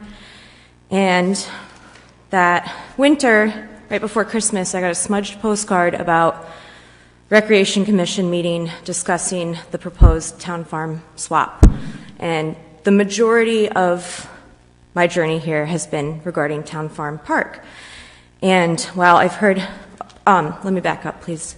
I did listen to the last meeting. That was, I think it was last month, or maybe it was August. So I did spend about 6 hours on this topic today, including listening to that meeting, not including tonight's meeting. I have worked in many towns across Rhode Island and other states, permitting projects. I have written ordinances. I have been part of meetings where other ordinances were being amended or changed. So I'm pretty comfortable when it comes to looking at these kind of things. Some things that stick out to me, of course, are going from major land development, where you have 4 meetings, 2 are public hearings, to development plan review, where there's no public participation, which is very important to our neighbors who have come out. And as she just mentioned, it's been really hard to get notice, including the smudged postcard where it all started for me. We've heard many different things, and it feels like the goalpost keeps moving. The plan keeps changing. The ask keeps changing. And the elephant in the room, of course, is Town Farm Park. That's everybody's big concern. And we keep being told tonight and at that last meeting that I listened to that this doesn't matter, that's not what we're talking about here today. But in the comparison of the existing versus proposed ordinance that I got from the town website, one thing that sticks out to me under D, the long-range plan contents, which it's no longer a master plan, now it's a long-range plan, it's just the one. Number 5, proposed changes in land holdings of the institution. They add in within or contiguous to the hospital campus. And then it is the same, including property to be sold. And they added in or acquired. And then it continues, and it's the same text as what is currently. So this is where you lose oversight of Town Farm Park, because that is now theirs, and it is health institution, and it is GI zoning. And then there's no more major land development review for a 7.2 acre parcel, which is proposed to be parking, or whatever else is allowed by right or in the ordinance under the GI zone for a health institution. So this would be essentially writing them a blank check, I feel, to do whatever they felt like with Town Farm Park. And there would be some major earthwork needed to turn that into parking. I mean, we're talking about stormwater, and this is abutting, you know, the top of Point Judith Pond, where the Saugatucket River flows into Point Judith Pond, a very valuable estuary. We're north of Route 1, but south of Route 1, it's an overlay zone that it's beyond the carrying capacity. I mean, this is a very sensitive environment, and this is also very important to our local economy. I know some of these points have already been reiterated numerous times by my neighbors, not just in the last 2 years since I've been on this scene, but probably for 20 years, 30 years, 40 years. I looked at some of the conditions that were placed in 2000, and while it's not perfect, I think they got a lot right. You know, I think that there should be public hearings. You know, anything proposed, you need master plan approval, landscaping screens. I mean, all this stuff, they're asking also to remove the conditions. I mean, there's just a lot of oversight that gets lost, and I really appreciate that this planning board really is asking a lot of hard questions and really has an understanding of the process, because to go from major land development all the way down to development plan review, I do feel like it's disingenuous to what the goal here is. And, you know, like I said, I think they got a lot right in 2000, and I agree, you know, a 5-year plan, a 10-year plan, and if you are getting major capital investment, that exists. And I know the last meeting that they were concerned about proprietary information, but if we do accidentally ask for that, however it may be relevant, they could always redact that and then explain why that was redacted. So this is something important to me. That's why I spent so much time on it. I haven't been to the other meetings. Like I said, it's hard to keep track of, and I'm a single mom. I have a life. I work when he's at school, and then I'm a mom when he's not, and I don't have the time to do this all the time, and that's why I'm really grateful that you all are on top of this. So a good ordinance, in my experience, goes through many drafts. There's going to be many iterations and many discussions. It's not just a one and done deal. So thank you for your time. Thank you.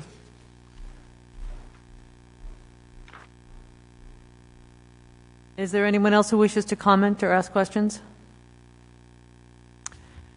So, Jamie, can you talk a little bit about this process and the time frame and our workload and all of our upcoming meetings for the next couple months and kind of where we're at? So just on the administrative side, you have this before you. Your next regularly scheduled meeting of the commission is in 2 weeks. That is a normal regular session. We have a number of items, primarily Matunic Beach condos, on that agenda. Well, Jay's going to correct me, but I'll give you the dates. Jay will give you the workload on the permitting side. We'll make that clear, because he's going to pull that up while I'm talking right now. So the intent of staff was to get this on your agenda as quick as possible. So we worked with the applicant on the submission process. It was introduced to you at your previous regularly scheduled meeting 2 weeks ago, so you would have it well in advance of this meeting. Your next regularly scheduled work session is November, I wrote those dates down, November 9th. After that, it's November 25th. Your past practices have been to discuss regulatory changes at your work session and then put them on your regular agenda when you've asked staff to formulate a motion or they're ready for action. So, again, you're looking at November 9th for your next work session, and then your next regular session after that is the 25th. November 23rd, because the 25th, we're all going to Sorry, be... 23rd. I'm sorry. So, Jamie, that said, I mean, we have other important items, the missing middle housing, all of these other things that we put off this evening that we have on our plate. In order to do a good job with this from everyone's perspective, I think we need to think about what a realistic time frame is so that it isn't a rushed, poorly conceived plan that or recommendation that would go forward to the council. So, I mean, we have a major comprehensive permit coming up next month, as you just stated, that will be very lengthy. With that discussion and that thought, I think there's two items associated with that. And one is the board's expectations of staff with regards to reviewing this. And I think there was some discussion tonight of requesting that staff break the regulation kind of apart and pull it apart and clarify what the regulatory changes are and what the differences are between proposed and existing. That task we could probably complete in the next 2 weeks and potentially have a goal of getting that to you in a form on or about your next regularly scheduled meeting. Not necessarily to be an agenda item, but to be in your hands so that you would have that information. It wouldn't be a 3-4 week lag. The second part of that is how far or what your expectations are for staff, as well as including council, to suggest any regulatory changes to the existing proposed text at this time. Or do you want to see the pull apart first, discuss that, and then dive into any potential regulatory changes? There may be some low-hanging fruit that we can insert, some slight suggestions now that are easily inserted, but I think there may be a broader discussion with regards to the regulatory role and which path the planning board in consultation with the applicant want to go.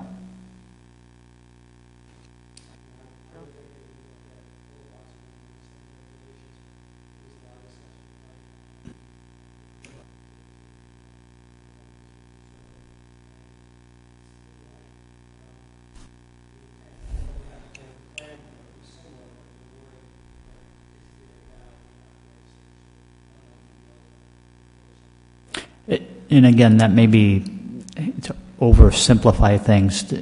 Just a quick addition to a sentence there to clarify that one point. It doesn't change the intent or aspect associated with the regulation, but it just clarifies that here's where it stands from a regulatory point. Without this language, it's X. With this simple sentence added, it's Y.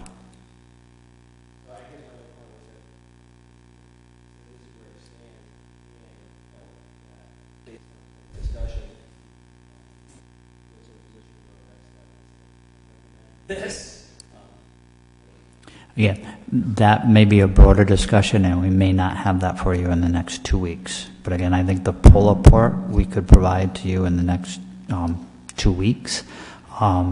That more in-depth regulatory change / suggestion may take an additional week or so.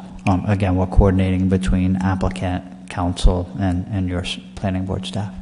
Well, that's just it. I think we need to be able to see the comparison, understand the differences, digest it, and again, be able to have I mean, this was 2 hours. We need to have the time to have the conversation and work through what we think should be the next steps, potential language, and so on. Putting it at the end of a regular meeting after, that's probably going to be lengthy. I just, I don't know how fair that is to anybody. I feel as though this is work session material rather than regular meeting material. And again, we want to do a good job on this. We want to make sure that we have dotted all the I's and crossed all the T's, continue to work with Mr. Revens and the applicant so that we have something that's useful, that is what we're all after, and that when it is sent to the council will be something that they understand and don't say, send it back. Okay. On the administrative side, we do have some regulatory requirements with regards to the time frame. And in the submission material, we have a date of completeness of 9/16/2021. We have the first planning board meeting of 9/28. Your subsequent meetings are 10/13, 10/26.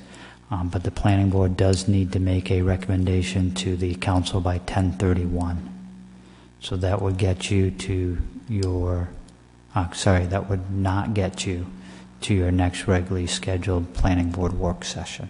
So you would need the applicant, in essence, to consent to an extension. Mr. Revens, is that something that is of interest to you folks?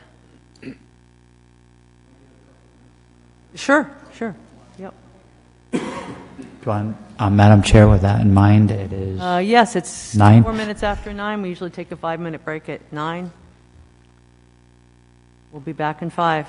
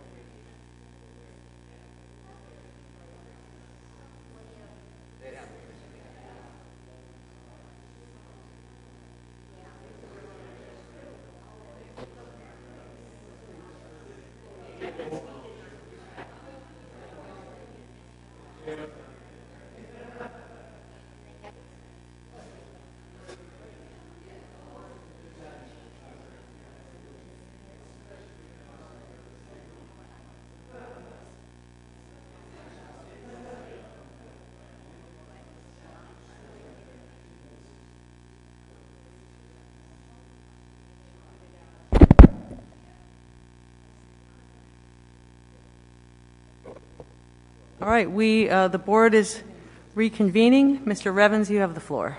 Thank you, Madam Chair.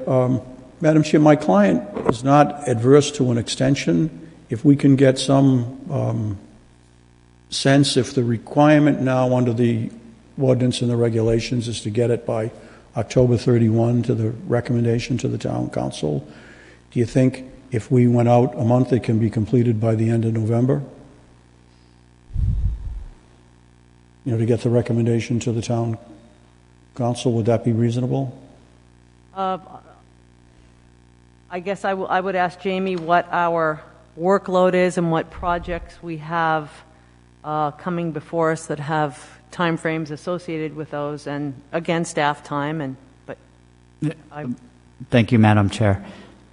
The difficulty in answering that question is we don't know what the reaction of either the planning board or the applicant will be based on the review comments that are done over the next 2 to 4 weeks. So, it's always the intent of staff to be as dedicated and articulate as possible in their review of the application and give that to the planning board in a timely manner. But I can't predict how 7 individuals will react to those comments and whether you'll have additional questions. I think it's always the intent to put the best foot forward with regards to the applicant, have a conscientious discussion at your next work session. And again, I believe there may be a conflict with that on the hospital side. And then make any necessary revisions or have staff work on whatever you direct us to, and not delay action just for the sake of delay, but to process it in a timely manner if you feel it's ready to go. I mean, a month doesn't sound like a lot given our workload, and we do want to send something to the council that is the very best quality, because if we can do that and be thorough in our deliberation, it will be easier for the council, who does rely a great deal on the diligence of the planning board and the staff, when we send them these complicated zoning text ordinances or what have you, because we have been through things like this in the past, and we would certainly not want to delay you just to end up with a good product, so to speak. What would you suggest, Madam Chair? Would 6 weeks do it instead of 30 days, 45 days? 6 weeks is better. I mean, we are going into December. We'll be going into November, December, and, I get it. And you were at our last meeting, so you have a very good idea of how meetings can... I'm not going to say anything about that meeting, but you're right. I have a very good idea. 100% right. So just trying to be realistic. No, I understand that, and I'm just trying, is when we talk about the process, yep. And you think about, before we got here, it's been going on for many months, and then it has to go on for many months after this recommendation is done before we can get to tweak anything. So I'm just trying to think, like, if you were building something or refinishing something or tweaking anything, you'd want to try to start it, if you could, in April and not in next November or December or January. So that's why I'm asking. I'm not trying to grind anybody, but 45 days, if we could get it by mid-December, and then we could be before the council in January, is pretty reasonable and pretty realistic. But I know you have a lot on your schedule, and I know how hard it is to do this And job. last month didn't really count because it was, 11:07 when Exactly. No, it was barely, it was just enough to say hello, and here we are, and this Yeah, is what we're exactly. here for, so. And would it make sense to maybe do a short work session the week after the 9th, so there's a little more time to get this done? And maybe if I had the opportunity and the hospital staff did to consult with the planning department and the town's attorney, maybe that would help on some of the language issues a little bit. Communication is always a positive, so That's what absolutely. if that's okay with you, that might be helpful too. Whether or not we'll be able to figure out an additional work session, you're talking about an additional one, or are you talking about the regular November? I'm not available on the 9th. Okay. So that's my problem, which has nothing to do with you, so that's why I was wondering if there would be any chance to do it the following week, that work session, instead of doing it on the 9th, to do it. So I think, Madam Chair, to paraphrase Council's point, that if you intended to have your regular session on the 9th, it could still be the agenda item associated with this application, but Council representing the hospital would be unavailable. You could, in essence, have two options. You could discuss it. Other representatives of the hospital could be here. You could delay that discussion on that agenda and put it on your December, or potentially hold a special meeting that month. As a special meeting, you could do it in addition to, or you could move your program from the 9th to that special meeting. I know historically we had a few months where I think we were meeting weekly, Yes, I and remember it well. that becomes difficult and extremely stressful for the planning board members, including staff, to prepare for those meetings. Again, I think it's something that can be discussed further as we make progress in the next 2 weeks. So I think my recommendation to you would be to tentatively schedule it for continued discussion at your regularly scheduled work session in November. We'll work with the applicant's representatives. We'll work with the chair on where our workload is, and the discussion with the planning board members at your regularly scheduled meeting on the 26th about the possibility of moving your work session. Again, it would be a special meeting, so you'd have to set the agenda. You wouldn't be able to add. Right. Yeah, I think that makes sense. My sense is that our next regular meeting will be a pretty late one, with probably a packed house, so. Thank you. That works for us. So I understand on the 26th, you've got a long night. I was here when the last two matters got moved over to that night, and I didn't know about the other project that you mentioned, so I get how long that's going to take. So November would be great, and if it's possible to do that meeting instead of on the 9th, maybe on the 16th or something like that, that'd be great. It'd also give everybody a little more time, and you'd still only have to have one meeting if that's not inconvenient for the members. So appreciate you thinking about that. So, Good. 26th of October. And 23rd 26th. of November. Yeah. So staff said, we'll go back over the dates. My recommendation to you this evening is, moving forward, that you would take this agenda item tonight, move it to your next regularly scheduled work session, with an asterisk associated with that. At your October 26th meeting, we will have an agenda item for discussion purposes of either moving your regularly scheduled session in November for your work session, or adding an additional meeting to your November schedule.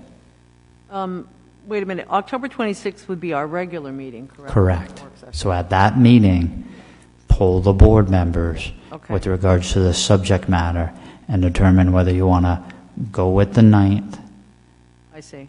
or pick up that whole agenda scheduled for the 9th and move it to another day. Yeah, move it out.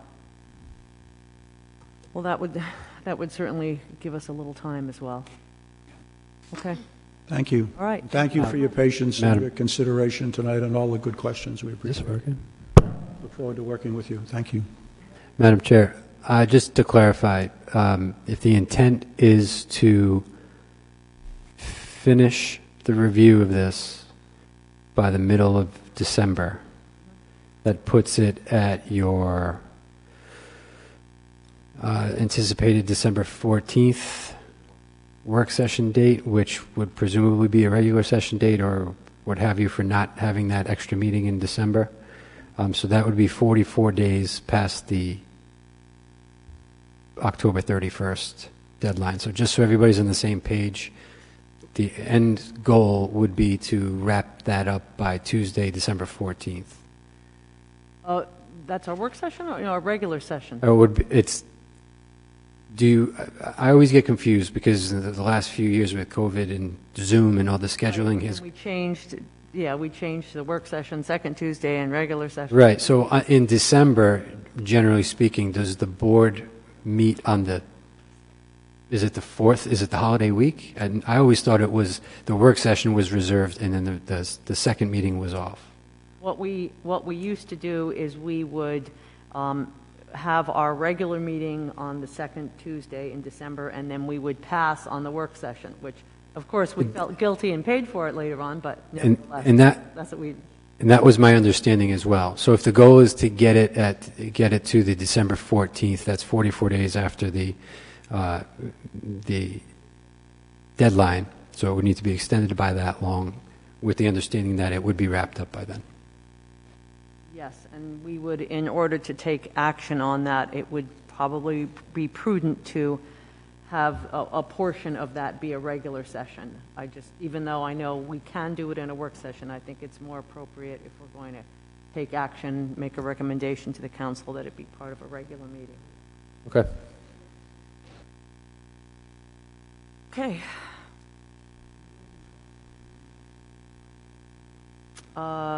Let's see, it is now 25 past 9. Jamie, what are your thoughts on our architecture design?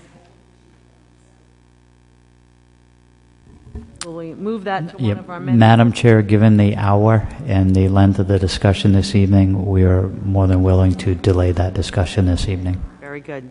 And that gives us a little more time to accumulate some additional photos for staff of good design outside South Kingstown. All right, planning board liaison activities. Would anyone like to bring us up to speed? Sure. And I don't know, Brian, you may have to help me out. So, is your mic on?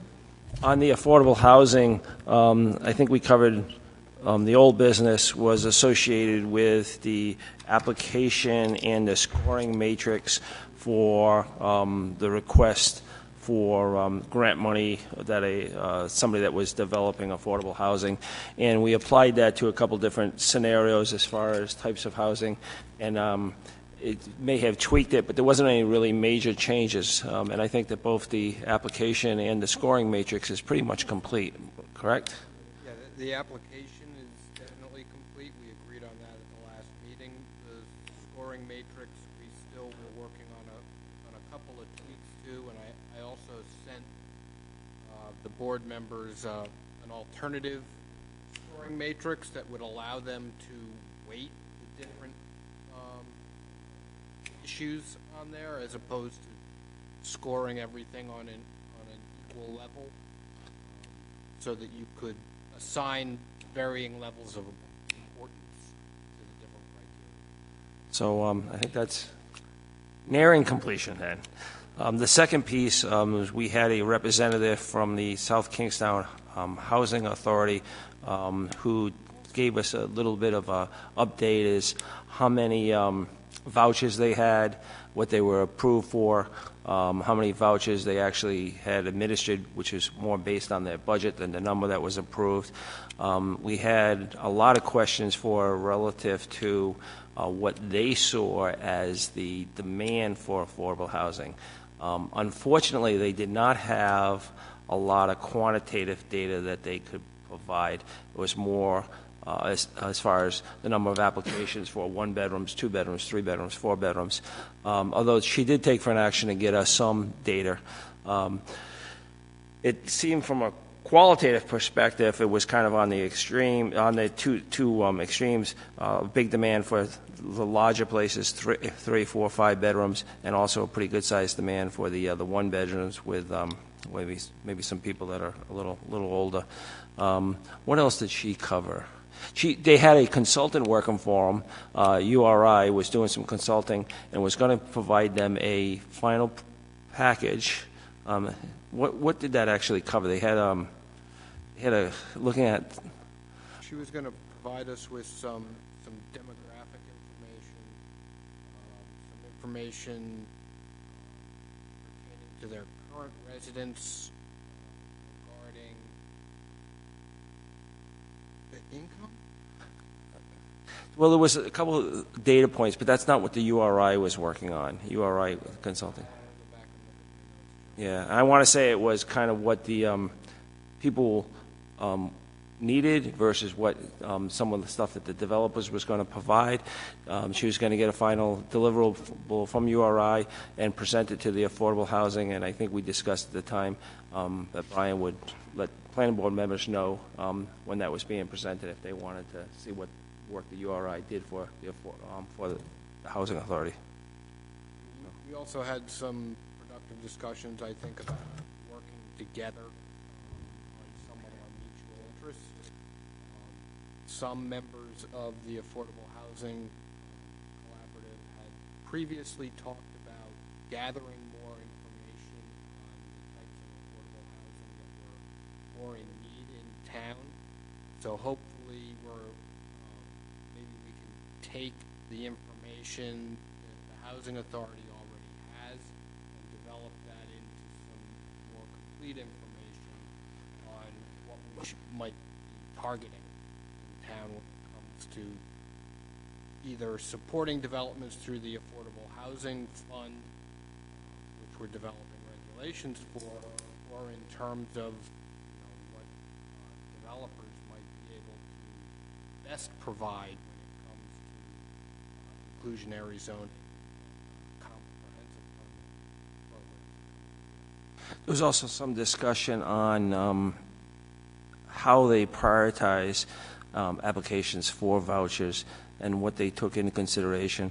I think it was the elderly, homeless, South Kingstown resident, and veterans, I think was the 4 preferences that they currently have.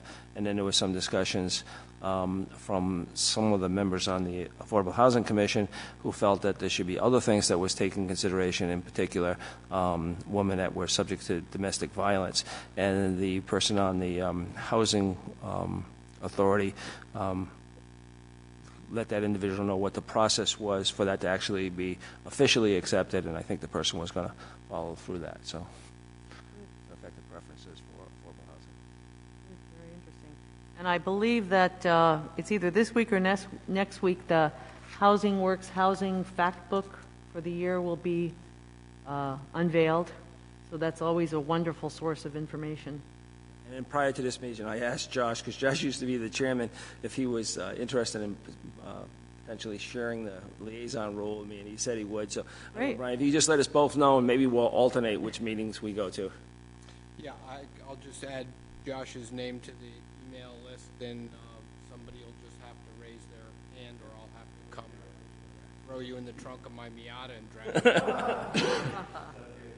No, that's great. That way you'll have plenty of energy for our meetings. The only thing I have to report is a scenic roadway group is meeting tomorrow and at 6, and we have 2 guests from DOT if anyone would like to tune in or show up.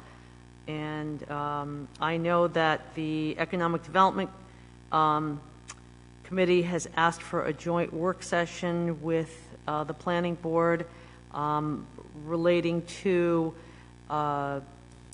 potential zone changes along Old Tower Hill Road, the commercial highway area, and I know that Jamie has referenced that to the council and talked about something happening with regard to that in the spring, which will be here sooner than we Sooner. will. Yes. Anything from? Two actually exciting updates. So what you see up on the screen right now is from the State of Rhode Island Department of Administrative Division, statewide planning. And if you look at the bottom, it's associated with comprehensive plan and state approval status. You'll see South Kingstown, state approved on 9/15/2001 with an expiration of 9/15/31. So just any idea of how many towns are fully approved versus how many aren't? Just give ourselves a pat on the back. It's on that webpage. Yeah, this is a snippet of that web page, but we'll provide you the link of that for that, Joe, so that you can see there are other municipalities within the state of Rhode Island who are not compliant at this time. One thing that's important from my perspective, that year of 31 will be upon you sooner than later, and that the planning board works with the finance department as well as the town manager's office to appropriately fund the update to that plan in 31, which should probably start in about 2028, and to bring a consultant on whose primary job would be to author